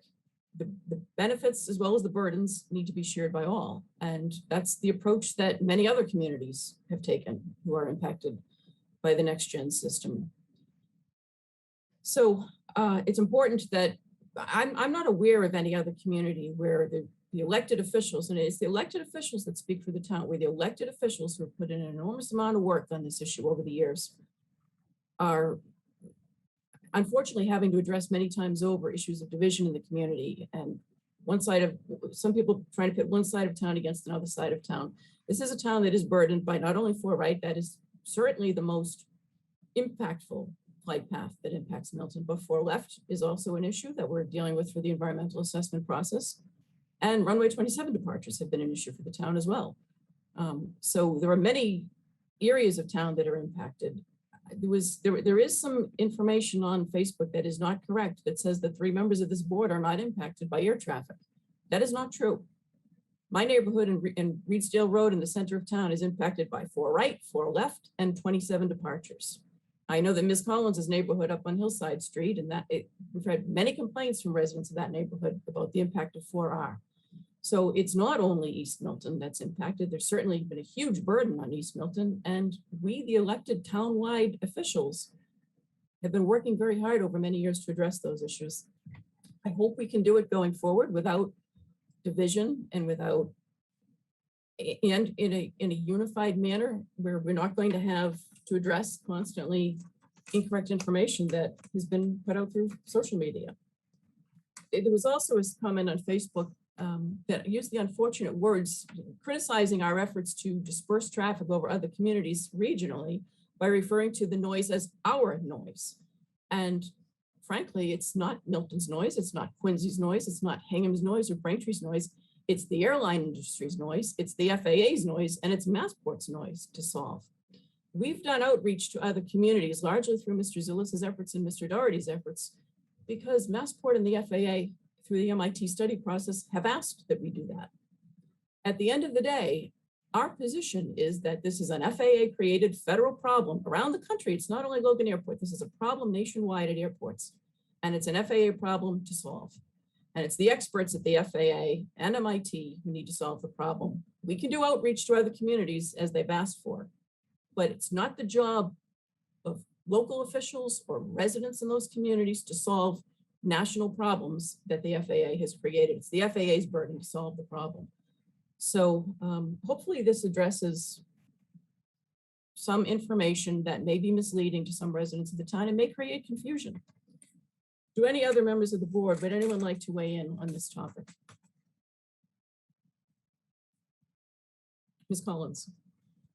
Madam Chair, I don't have anything more to say other than a great appreciation for Mr. Doherty, Mr. Azulis, and yourself and all the work you've done, and also past work done by, we saw Dr. Christensen's slide there, who started a lot of this work, and ANAC when it had a role. So I did want to just note my appreciation, and that I thought all the explanations were very clear, and that I understand that it's difficult for people to maybe follow what's going on. And so there might be some confusion, but I also want to echo Mr. Azulis and yourself. It's great to hear that Boston Fair Skies is making some headway on those alternative DNL measures, and unity is what we really need as a town, because that's the only way that we're really going to benefit each person. It doesn't matter how we engage and get things done. It's not just what happens at the end of the day, it's what happens all along the way. So thank you. Anyone else on this topic? It is about 8:30. I know we still have quite a number of items ahead of us on the agenda. Anything else this evening for item 8 or item 26?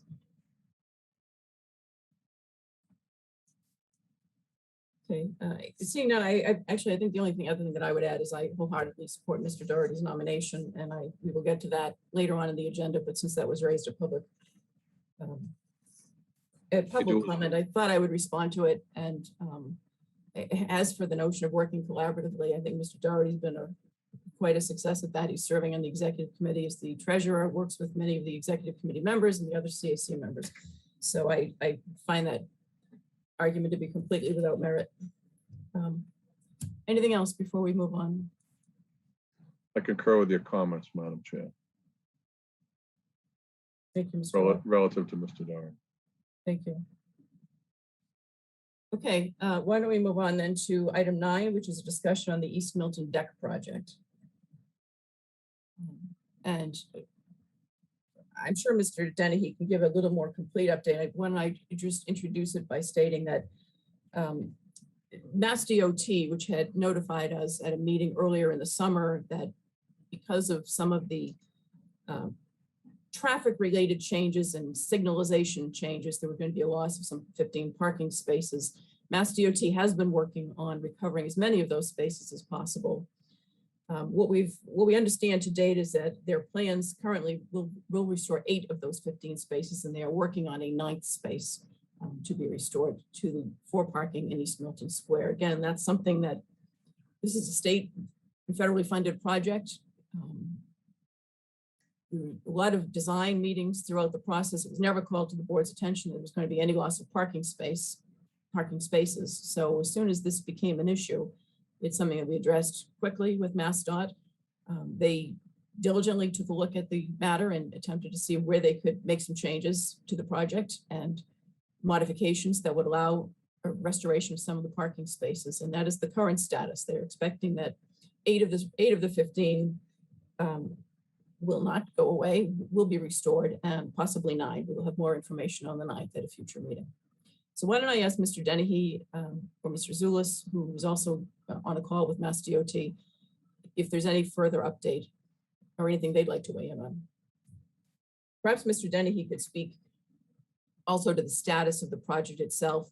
As everyone knows, the road closures are taking place in the evenings now because of the work on underneath the deck on the undercarriage to prevent leaking of water onto the highway, which causes a number of problems. And that's a key aspect of this project. Mr. Dennehy. Thank you, Madam Chair. Yeah, and just to go over the parking, we did take a phone call this week with MassDOT. We appreciate their time. Again, I want to thank this board for bringing them in and calling them to task, and then also thank them for their work to redesign some of the striping and other stuff that's going on. Anyone that's been in East Milton recently understands that phase 3, which is the perimeter of the deck, is well underway. A lot of the striping and parking spots that they are talking about putting back into this project will come in the near future when the paving takes place later this fall and the striping settles in. But basically, you're looking at the eastbound side of Adams Street there. They've committed to restoring 2 of the 3 parking spots within the perimeter of this project. The 4th spot, which is closest to the apron at the East Milton Fire Station, Engine 2, they're working on that island, and they're trying to restripe that and reconfigure that to save that spot as well. Other spots are the eastern side of Granite Avenue as you take the right onto Granite Ave off Adams Street, and then some spots on Bryant Avenue as you head southbound. So they're working through both the physical part of this project and redesigning some of the striping to preserve those parking spots. You did mention the work and the lane closure that's going to take place. So I'm not sure if most people know, but there's some work that's going to be done to the deck itself. Anyone that's traveled there in winter months understands as you head southbound underneath the deck, Mr. Wells can speak to it for his years in public safety. I can speak to it as a former Public Works Commissioner. The leaking from the deck actually causes a pretty problematic issue down below when that water freezes. And MassDOT historically has just salted that area, oversalted that area to make sure that accidents don't take place. But there will be lane closures coming so they can work at night to do that work that's necessary and tie that into the phase 4 of this project, which will be commencing in the spring. That they have begun some of the work inside the deck footprint. They've done some borings, but we should see the traffic signals being turned on later this month, and then they're planning on repaving the perimeter of this project. Again, the closures began. It's 9 p.m. to 5 a.m. So they can do these repairs. But I think that's just a pretty broad summary. They are winding down phase 3 and would gladly move into phase 4 come springtime. Okay, thank you, Mr. Dennehy. And anyone else on this, Mr. Wells? Thank you, Madam Chair. We are fortunate. I know that some residents have expressed the frustration over the tear, and we're lucky that they found that tear in this project, because otherwise it might have been 5 or 6 years from now, they find it and the leaking gets so bad and they have to come back and dig our deck up again. So we're lucky in that aspect. We are killing 2 birds with 1 stone. On a positive note, I do want to report that many of the new crossing signals have already been activated and are hooked up. It's 150% improvement. They're fast, they're efficient, they speak to you, they're out loud, there's no more standing there pushing the button 10 times and waiting 10 minutes for the light to change.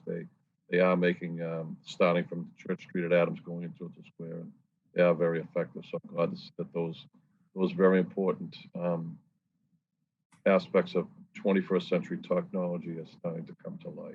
So thank you for that, and I'm glad you're getting the spaces back. Just one final thing, Mr. Dennehy, and I sound like a broken record, but we're going to be near the end of this before the beginning of it. Can we just check one more time with Howard Stein Hudson on any type of possible concept on the pavilion? We have half the money already. We need something to what it might look like. We know they have the ability. They've done these before. If they could just give us some kind of idea. We know where it's going to be, some concepts of what they think we could put there. Certainly. Thank you, Member Wells. Thank you. Thank you, Madam Chair. Thank you, Mr. Wells. Mr. Zulish, your hand is raised, and then Mr. Doyle. I think Arthur was first. That's all right. Go ahead, Mike. Sorry. I was just going to say, I think it's important to acknowledge, you know, we have made the efforts with the Department of Transportation over the last 2 months. And I think it's important to acknowledge Senator Timothy's efforts in that regard. He's had representatives at the meeting. He's worked very hard to get those spaces put back. So I think it's important to acknowledge his efforts as well.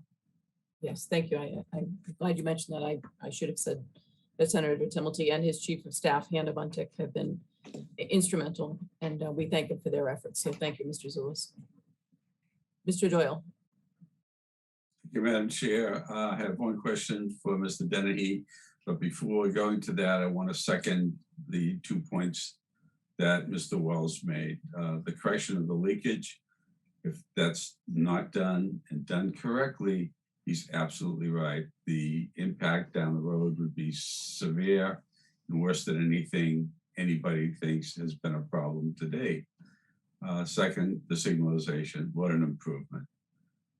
Just visually, we can see what the future is going to hold for those of us who know East Milton so well, and we're all looking forward to seeing a long-term dream come true. But now to go to Mike, if I may, could you help with the question that many are asking, what will be the final date for the completion of the project as anticipated at this time? May of 2022. Thank you, Mr. Dennehy.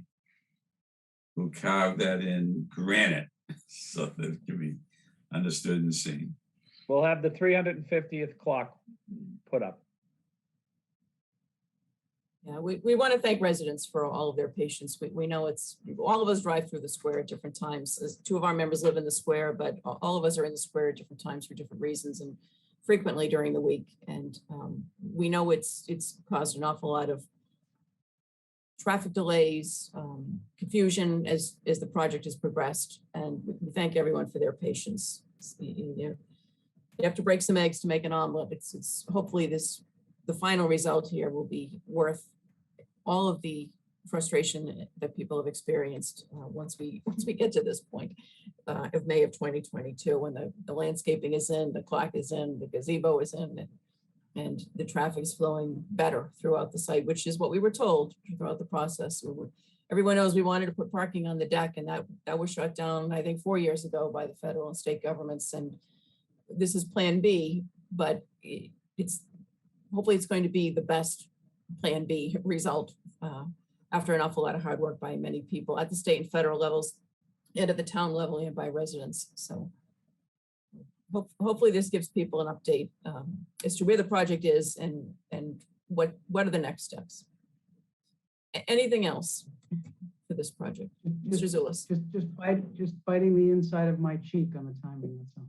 Well, I'm saying it's the world's biggest omelet. This is going to be the biggest omelet I've ever seen. all right.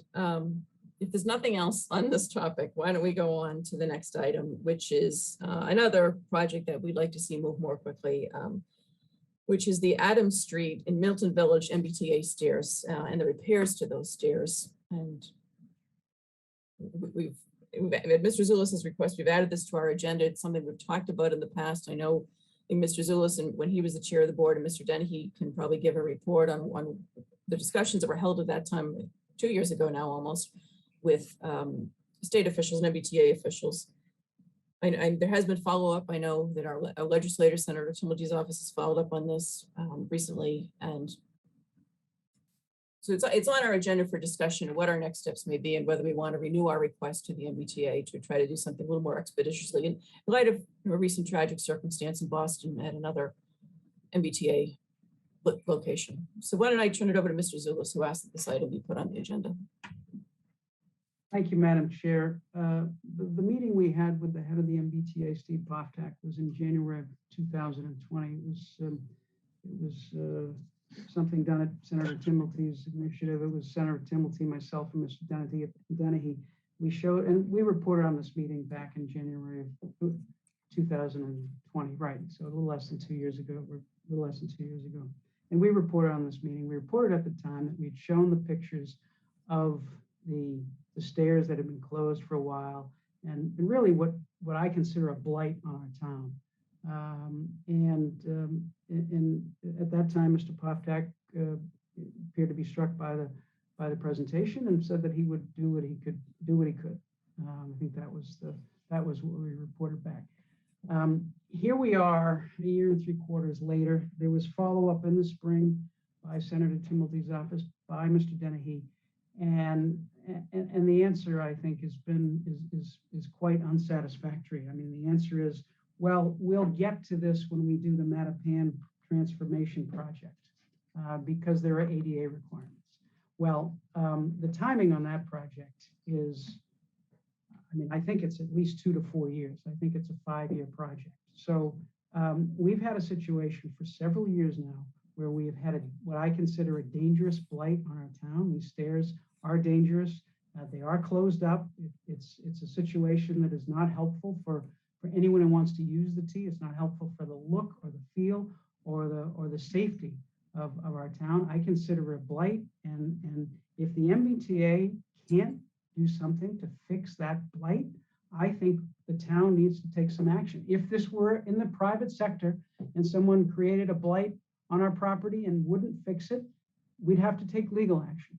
And so I think at this point, I think we're at the point where we need to have an executive session item to consider potential litigation against the MBTA for creating this blight and having no plan and no timing to fix it. So that's the way I see it at this point. Thank you, Madam Chair. Thank you, Mr. Zulus. Mr. Doyle. Thank you, Madam Chair. Having used those stairs many times commuting to and from college well into the last century, they were bad then. And there's no excuse for this to be where it is at the present time. I have one question in addition to agreeing with Mr. Zulus and bringing this matter into executive session, and that is, have we ascertained that there is sole jurisdictional responsibility by the MBTA for that stairwell? I don't know the answer to that question. Does anyone have that information? Does that come up in the prior conversations? Well, if not, we can certainly look into it. Mr. Zulus. Yeah, I think we can say they haven't denied it, and the response has been, well, we'll get to it. So they haven't said it's anyone else's responsibility, and that's the extent of my. Mr. Well. Chair. So yes. Is this just simply a question of replacing the staircase or putting new stairs in, or do they want to? My gut feeling is seeing what they did at Mattapan Station. They want to put something completely different in. Am I right in that aspect? Wasn't ADA compliance one of the issues? So that would mean more than the stairs. Yeah, because it looks like in Mattapan, you could do a wheelchair, it's like a staggered, it goes up. I'll go back to, let's write a letter to the governor. No, you don't want to do that? I just think that I think the time for letters and reach out is past. Well, yeah, we can try that, but I think we need to consider our litigation options, because I look at this as if it were my yard, yeah, I might send a letter, but after the amount of time it's been, and after the fact that we've reached out, we personally reached out, and the fact that the town administrator followed up, Senator Timothy followed up. And the answer has been now, well, we'll get to it when we do the Mattapan transformation project, with no timing, no plan, other than we need to wait because we need to make it ADA compliant. Well, I think we have to be at some point tired of waiting. So yeah, I'm fine with doing a letter, but I think we need to consider other options as well. Michael, if I may, Madam Chair. That's the MBTA response, not the gubernatorial response, correct? Well, the MBTA, I mean, that's the Baker administration. That's the MBTA is an appointee of the Baker administration. I understand, but what what has come out of his office specifically, directly from his office? The MBTA? No, the governor. Oh, I'm not aware of that. Okay, I didn't Not think aware of so. anything. I don't think he knows. It's definitely not on his radar yet. Ms. Collins, did you have your hand raised? I'm not No, not sure. I think for me, what I've been concerned about with this is that the project never comes to fruition. So, I mean, it is, there is no certain date, there's no design that I know of. So that's what's had me most concerned. I haven't even heard anything on them moving forward with a design. And at the same time, there are residents who, while ambulatory, really it's just too much for them to walk all the way around and not have use of the stairs. You know, aside from the aesthetic point, I don't think that it's a good practice to have something that is unsafe, you know, in the town. And there should be a way to get it done sooner. Or there should be a really detailed explanation about why it has to wait design-wise. But it would be good to have more answers and more of a discussion about this. Okay, so I'm hearing from the board a sense that the unified sense that everyone is looking to try to expedite this project as much as we can to take some additional steps beyond what has been done with the follow-up with the MBTA. And we could put this on town council's plate for a follow-up conversation about what some of the options may be. Mr. Zulus has suggested an option. Mr. Doyle suggested the governor, or Mr. Wells suggested the governor his office be reached out to. So if there's nothing else, then why don't we do some follow-up based on the discussion tonight and bring this back at a future meeting. Is there anything else? Mr. Freitag, I see that you've joined us on video. Did you want to speak to this, or were you just joining us in case there was a question? Good evening, Madam Chair and Select Board. No, I just was joining in advance of some of the items on your agenda that you asked me to be present for. Okay, great. All right, thank you. So if there's nothing further on item 11, seeing none, we've already deferred items 12 and 13. Item 14 is a matter that I'm going to be recused on. I've been recused on this item in the past. It relates to the national opioid litigation. So I'm going to turn off my video and audio feed and ask Mr. Doyle to act as the chair for this item on the agenda. Please to do so. Please to do so, Madam Chair. And at this point, turning to Attorney Freitag, perfect timing, Kevin. Could you please lead us through this discussion on the national opioid litigation settlement? Yes, thank you, Vice Chair. Kevin Freitag from the Office of Town Council. This agenda item relates to a notice that Milton got in the mail a couple weeks ago regarding a litigation that is currently in bankruptcy that concerns the opioid crisis, but it's actually separate and apart from a different litigation that the town of Milton is also engaged in. So just to back up, Milton has been aware of litigation that's in bankruptcy regarding Purdue Pharma. And the select board has met a couple times in executive session to discuss some strategy related to that particular litigation. This notice is actually separate and concerns a different litigation that involves Johnson & Johnson and some manufacturers that Johnson & Johnson used for some opioid drugs that they apparently produced. So there are two separate litigations, two separate courts. This newer one, which we received notice of last week, has sort of a similar dynamic to it that the Purdue Pharma one has. In other words, you have the ability to sort of opt into a global settlement that is being currently negotiated in the bankruptcy court. I'm still in the process of gaining more information about this particular litigation, but it appears that between now and the first week in January of 2022, Milton needs to decide whether or not it will participate in the litigation and the settlement. It's not entirely clear to me at this point what the settlement details will be, but it does appear that there is a significant sum of money that is being discussed that would potentially be distributed among participating states and their municipalities, and that amount is somewhere around $23 billion. And again, I have no idea how that would separate out between the municipalities, but it seems like it might be in Milton's interest to partake in this litigation and might receive some benefit out of the settlement. Again, I'm not asking the select board to take any action on it tonight. I'm still in the fact gathering stage, and Milton has a couple of months before it needs to make a decision, but I just wanted to flag it for you all so that you would know that there were two separate pieces of litigation here. And the second one is new, and I'll be back before the board in the next couple of weeks, I suspect, with more information and guidance in terms of what role Milton should play in this and how it should proceed.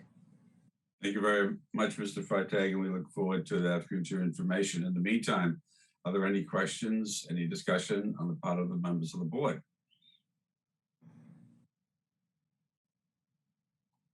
Seeing none, we will look forward to having this on a future agenda item and hearing the next possible steps in related information. Thank you, Mr. Freitag.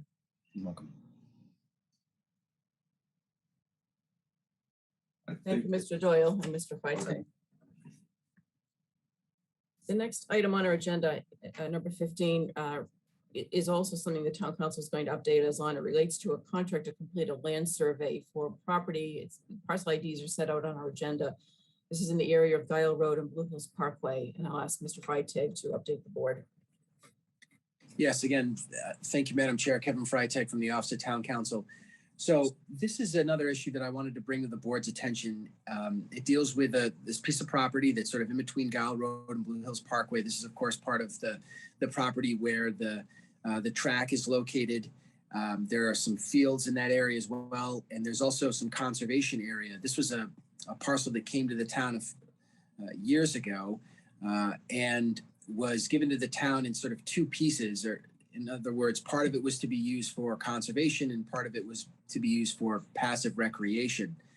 In 2002, there was a town meeting vote to, within the one parcel, swap a piece of the conservation property for a piece of the active recreation property. And that was done so that the access road that extends now from Blue Hills Parkway up towards the track could be built, because the layout of the conservation area prevented essentially that road from dropping down through the property to Blue Hills Parkway. So they moved the piece of, or they swapped the piece of conservation where that road now exists for a piece of active recreation in a different part of the parcel. There was a town meeting vote that proposed special legislation to effectuate that swap, because this conservation property is subject to Article 97. The town meeting vote passed. It went to the state legislature and special legislation passed. The last piece of this, though, would have been to record a survey of the property that reflected the new sort of divide between what is conservation and what is active or passive recreation. And for whatever reason, that plan never went to record. So the town now needs to, I think, basically as a matter, sort of a ministerial matter or housekeeping matter, for lack of a better phrase, just needs to complete the process. And in order to do that, there needs to be a survey conducted at that property to confirm the sort of the lines of where the conservation land portions of that property are and where the passive recreation portions of that property presently are. And then that plan will need to be recorded. So again, I just wanted to flag that. There's been some outreach to a company, a survey company, to perform the work. We need to do a bit more solicitation, and then I'll be back before the board with some options in terms of different vendors that can provide the survey work that the town needs. Thank you, Mr. Freitag. Does anyone have a question for town council? I just have one, Madam Mr. Chair. Wells? Kevin, are you going to, is your firm, is town council like leading the charge and getting the survey done, or is it, who's doing that? Or locating the appropriate company or an So RFP, that'll- or however it's being done? Yeah, so that's something that I will coordinate with Mike Kelly, our procurement Okay, officer. okay.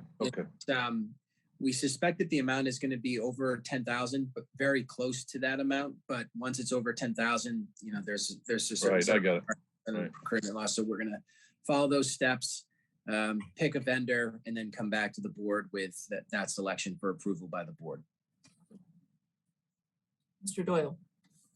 Kevin, is there an approximate timing horizon associated with this? At the present I think time? I think we're probably only, getting a contract or getting contracts and then picking one and being back before the board. I think that's probably a couple of weeks. You probably know better than most, Arthur, how busy some of the surveying companies are out there right now, especially some of the more reputable firms with just the amount of development and construction that's going on right now. So actually getting someone out there to do the survey is something I can't put a timeline on. I hope it won't be more than a couple of months, but we'll have to wait and see. That's part of why I asked. Thank you. And a couple of months would probably be as far as we want to go. Okay, thank you, Mr. Doyle. Anything else? Then thank you very much, Mr. Freitag. Next item is a Class 2 license renewal application from Milton Auto Repair at 944 Canton Avenue for the public's benefit. This Class 2 license relates to buying, selling, exchanging, or assembling secondhand motor vehicles. We had, I think a couple of years ago at least, a lengthy hearing on this where we heard from the applicant, we heard from abutters in the area who wanted some more information. My knowledge, since the license was granted, I believe 2 years ago, Mr. Denny, he might correct me if I'm wrong on that. I'm not aware of any complaints. I certainly haven't heard any from any residents or anyone else. I don't know if anyone on the board is aware of any, but my understanding is Mr. Wells. Madam Chair, I'm going to, even though I'm not the applicant, as you know, where my brother is the owner of the property, not that business. That business is a tenant. So I think probably best, and I'll just recuse myself from this. Okay. All right. Thank you, Mr. Wells.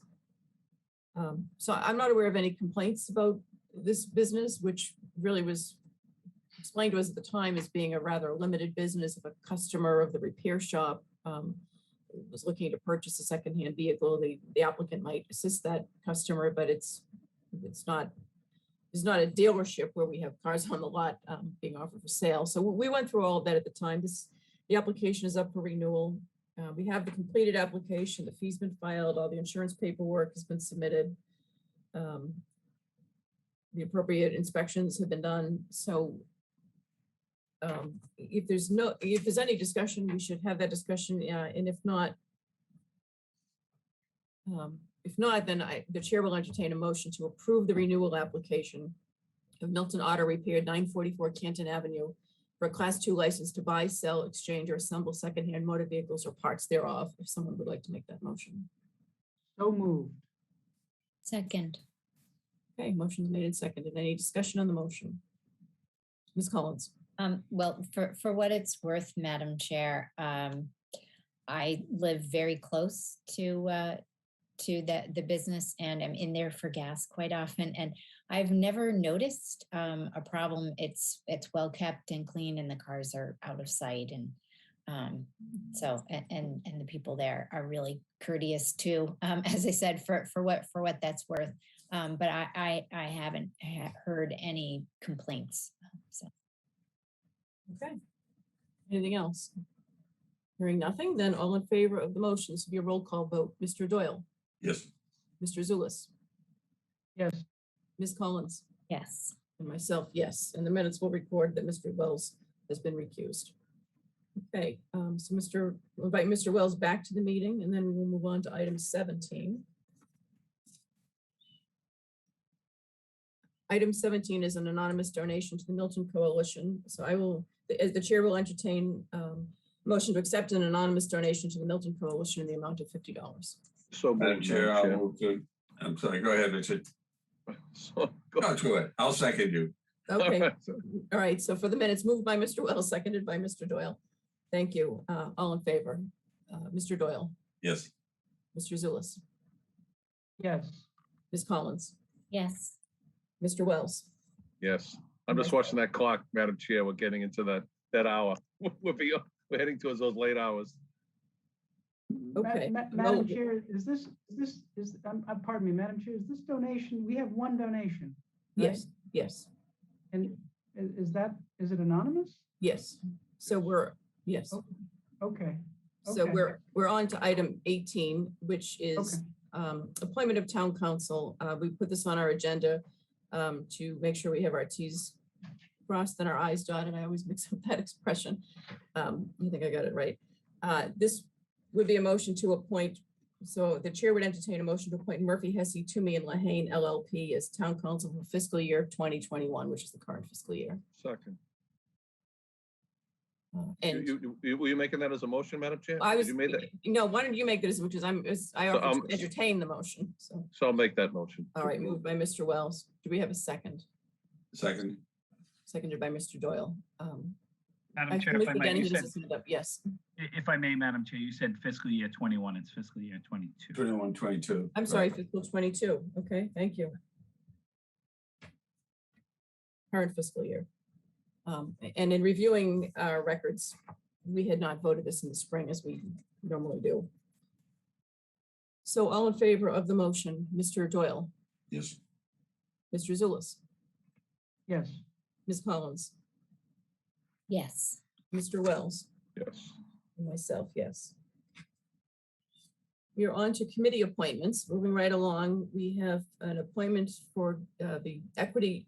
It's actually the Equity and Justice for All Committee, slight wording change. Madam Chair, I'll make a motion to approve Chris Hart as a co-chair of the Diversity, Equity, and Inclusion for All Committee.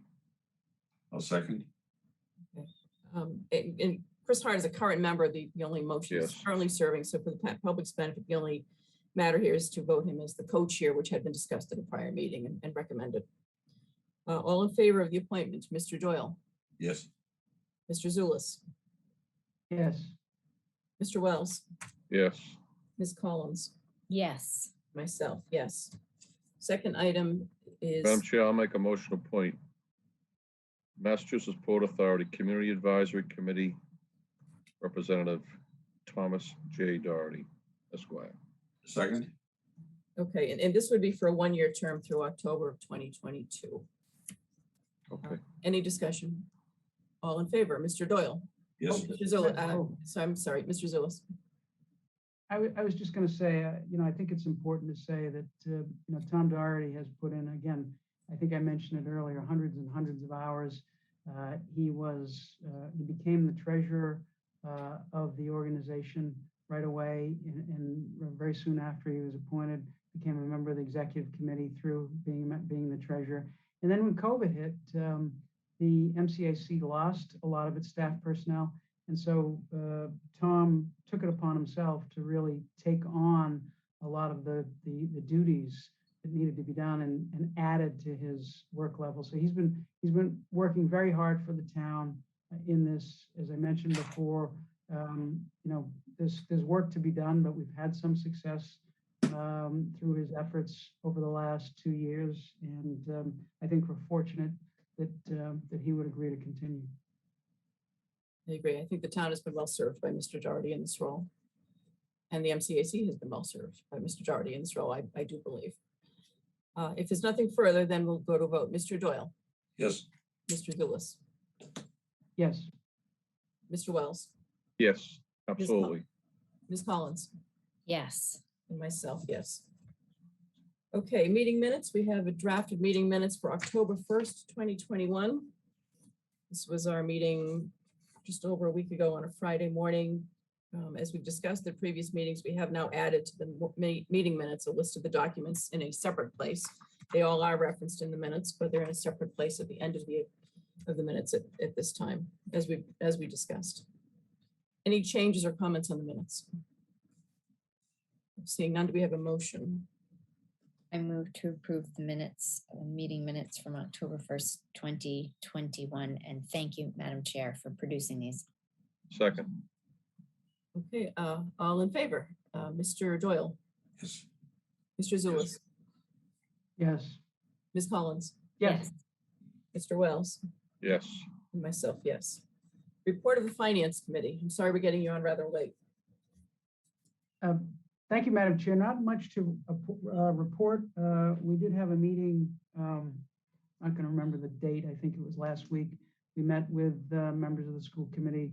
And in terms of the timing, we will have some information on initial information, I think, on moving forward with sketching out the FY23 operating budget in November.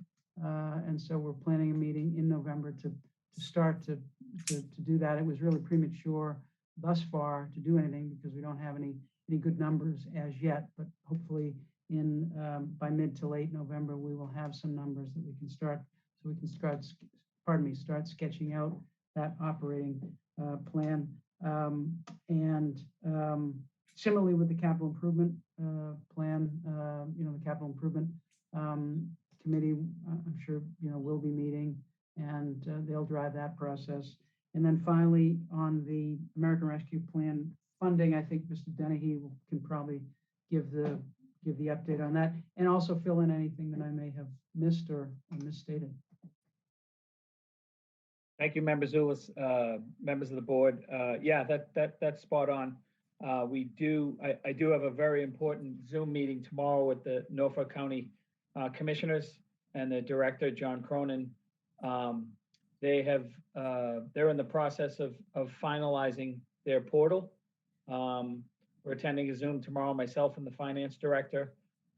In summary, each town's going to have to provide 2 contacts.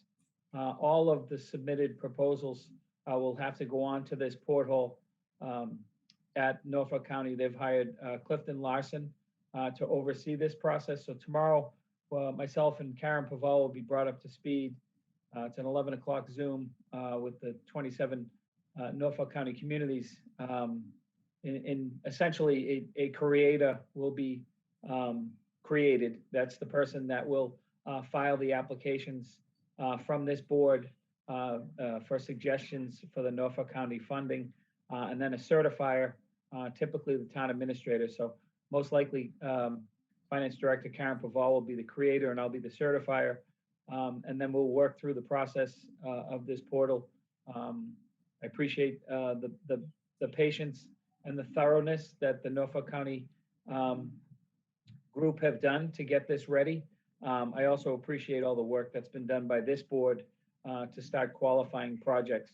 It seems like we're nearly at the start line with respect to the Norfolk County ARPA funding. So I think we're again, I mentioned this before, I think the town of Milton is ahead of the curve. There are several projects that we've talked about, possible funding opportunities for this Norfolk County money and the remaining funding directly from the federal government. So I'll know a lot more tomorrow afternoon, but a very important meeting. And I think we may most likely probably schedule a meeting of the Finance Committee later next week or early the following week, if that works for everyone.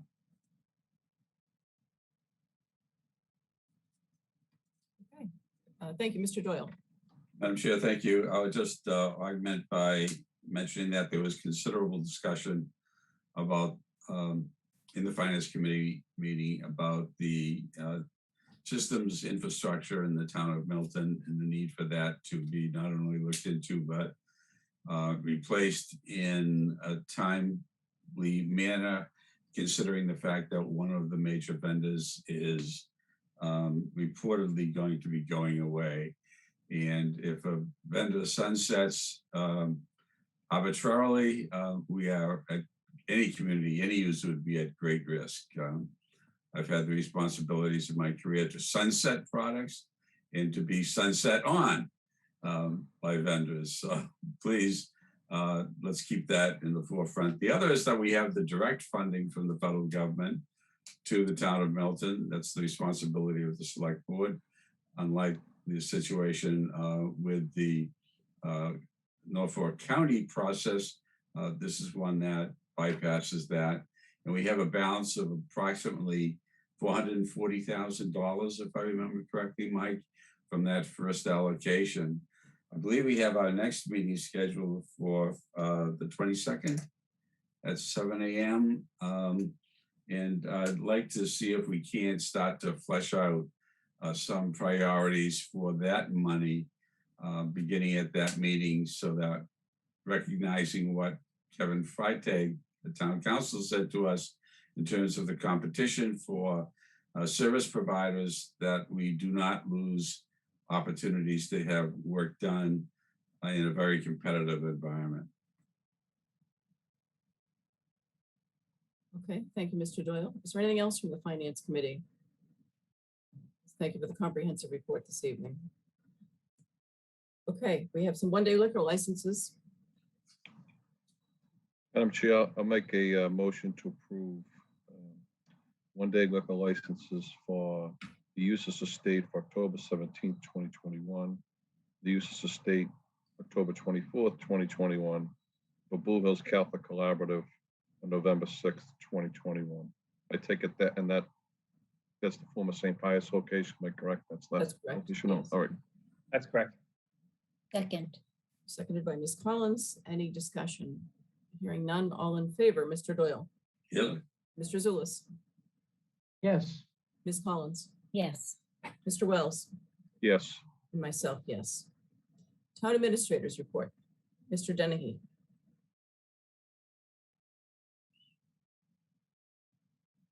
Thank you, Madam Chair. Sorry about that. I was muted. A couple items. If I could take them out of order, I would appreciate it. Thank you, members of the board as well.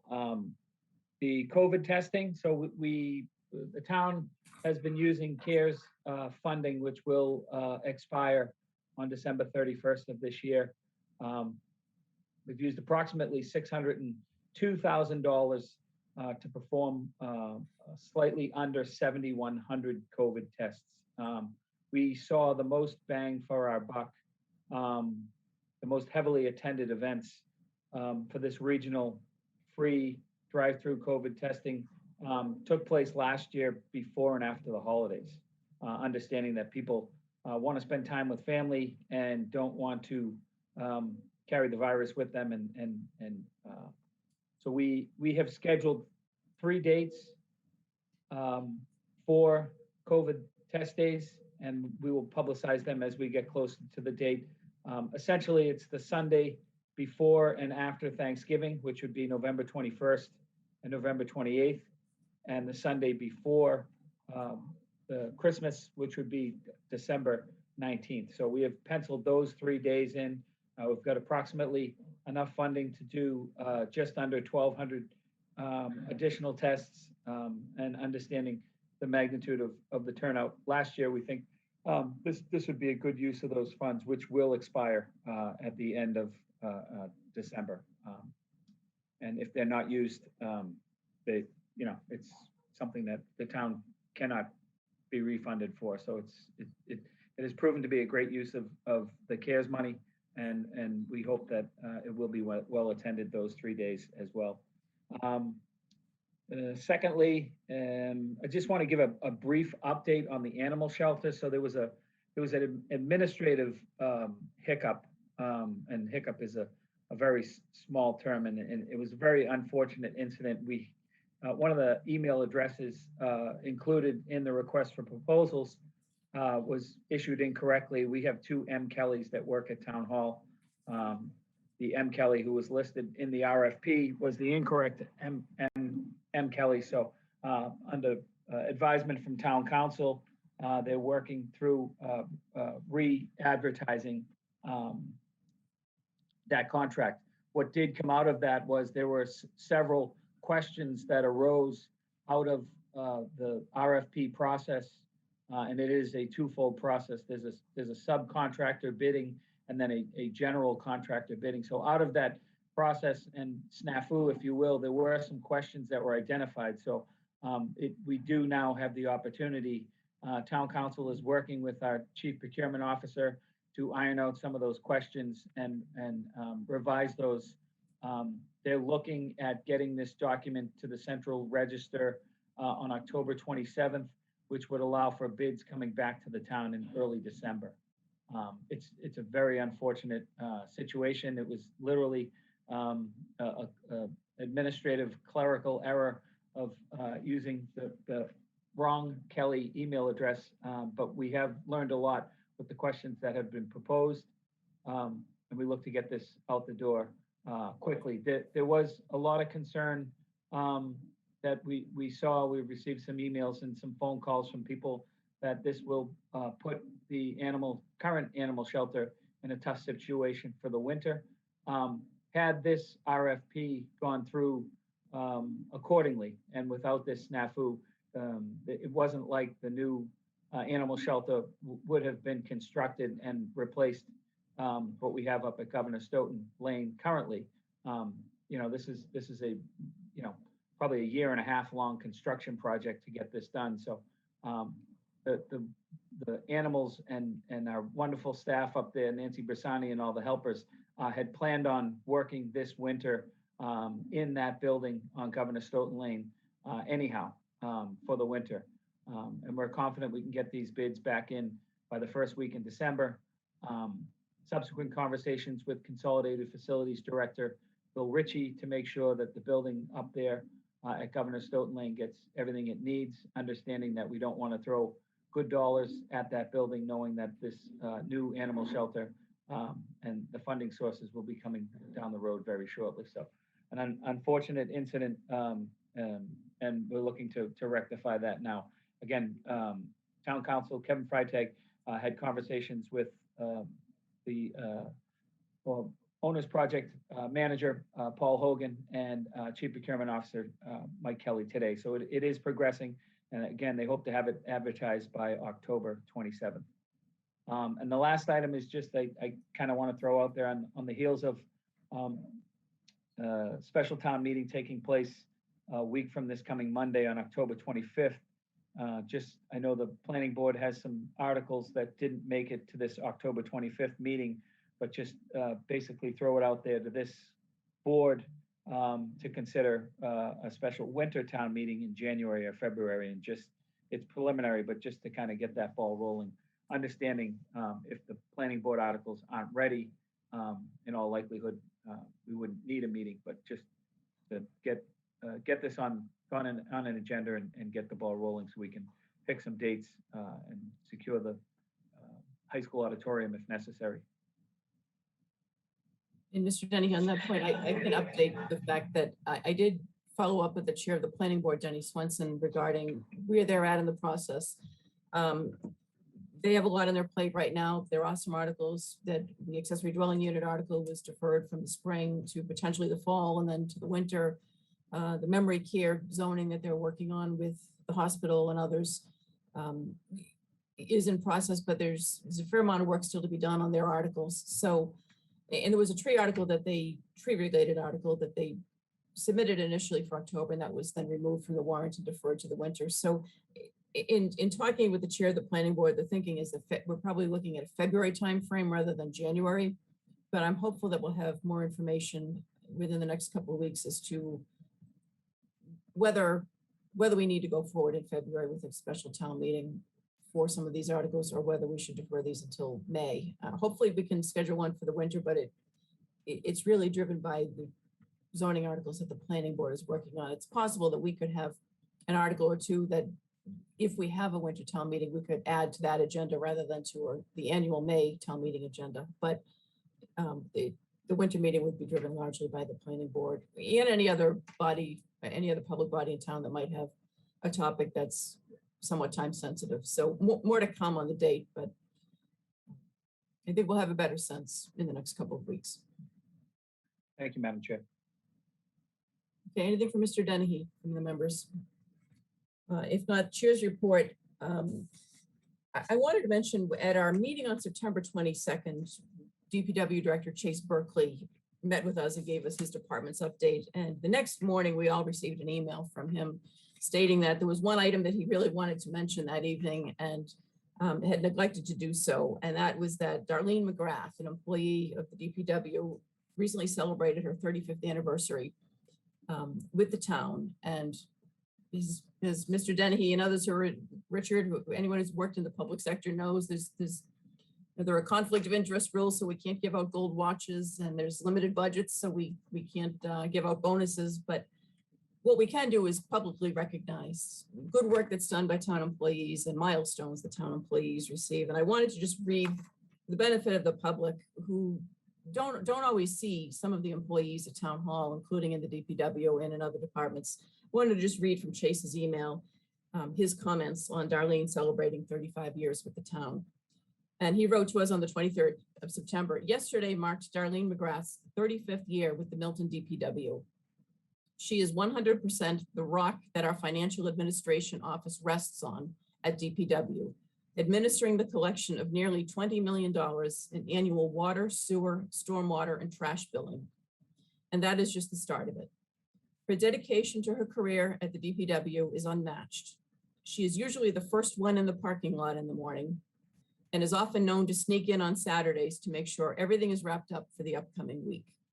So I thought that spoke to Darlene's work ethic and her many achievements and efforts on behalf of the town, and wanted to just publicly recognize her service and congratulate her and thank her on behalf of the board. And if anyone would like to weigh in, please feel free to do so. But the idea was just to recognize her 35 years of service and to thank her.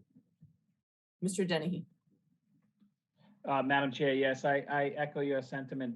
There's many people in town government and government in general that work behind the curtain. Darlene has her fingerprints on everything Department of Public Works. She generates a solid waste report for me at the end of every month. And if it's not there by the end of the first day of the next month, she'll call me and tell me why. She is the most thorough and efficient administrator I've worked with in my 3 decades in government. So I just want to congratulate Darlene and just let people know that they're in good hands down there at Public Works with Darlene on that team. So congratulations, Darlene. Mr. Wells. Madam Chair, I just want to add, the employees, you were very eloquent there. The employees very near and dear to me. Darlene is one of, we now have many across our town departments, husband and wife teams, both employed. Darlene and her husband, Chris.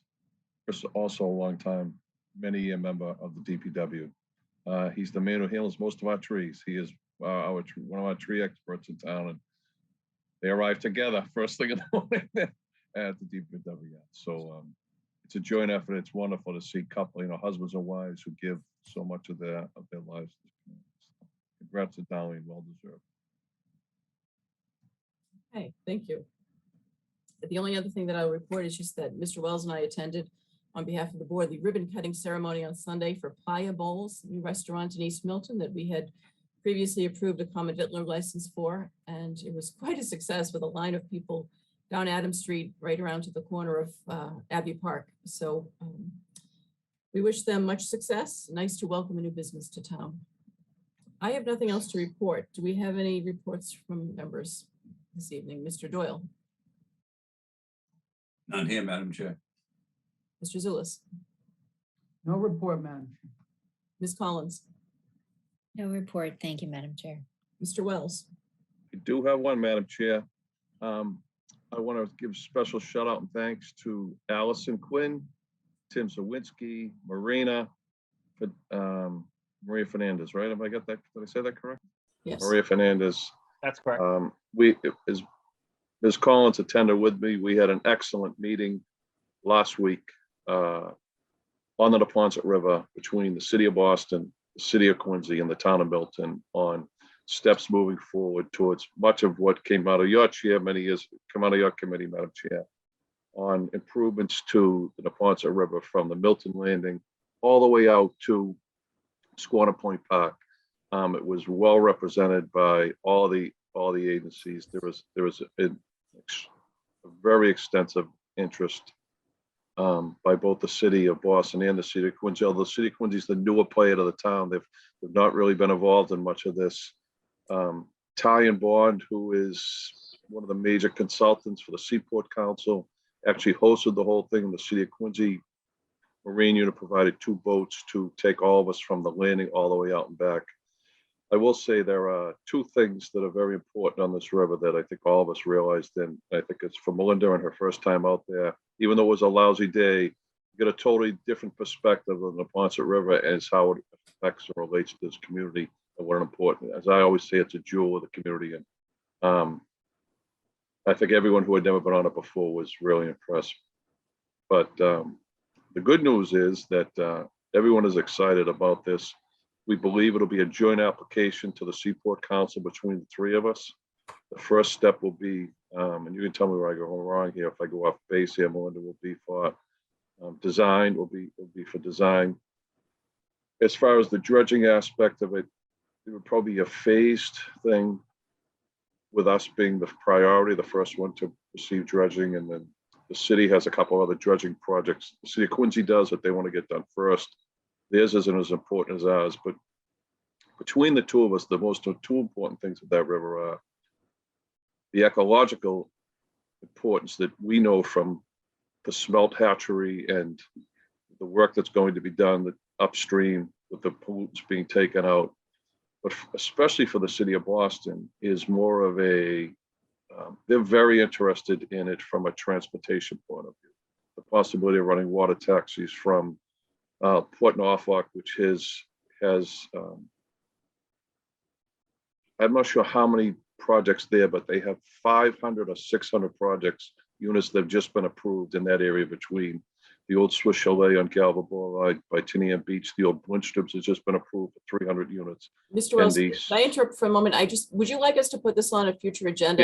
Yeah, so that's probably a good idea. That's probably a good idea. It may be that members have questions, and it's where it's not on our agenda, we could have a fuller discussion about this So on the leave me that 25th one. or the 27th, if you'd like to do That's it one of fine. those nights. I want to bring Allison in. So the one important thing that I want to say, the most important thing is that the thing that needed to be done is a sonar scan of the river. It's a $50,000 cost to see exactly what part needs to be dredged.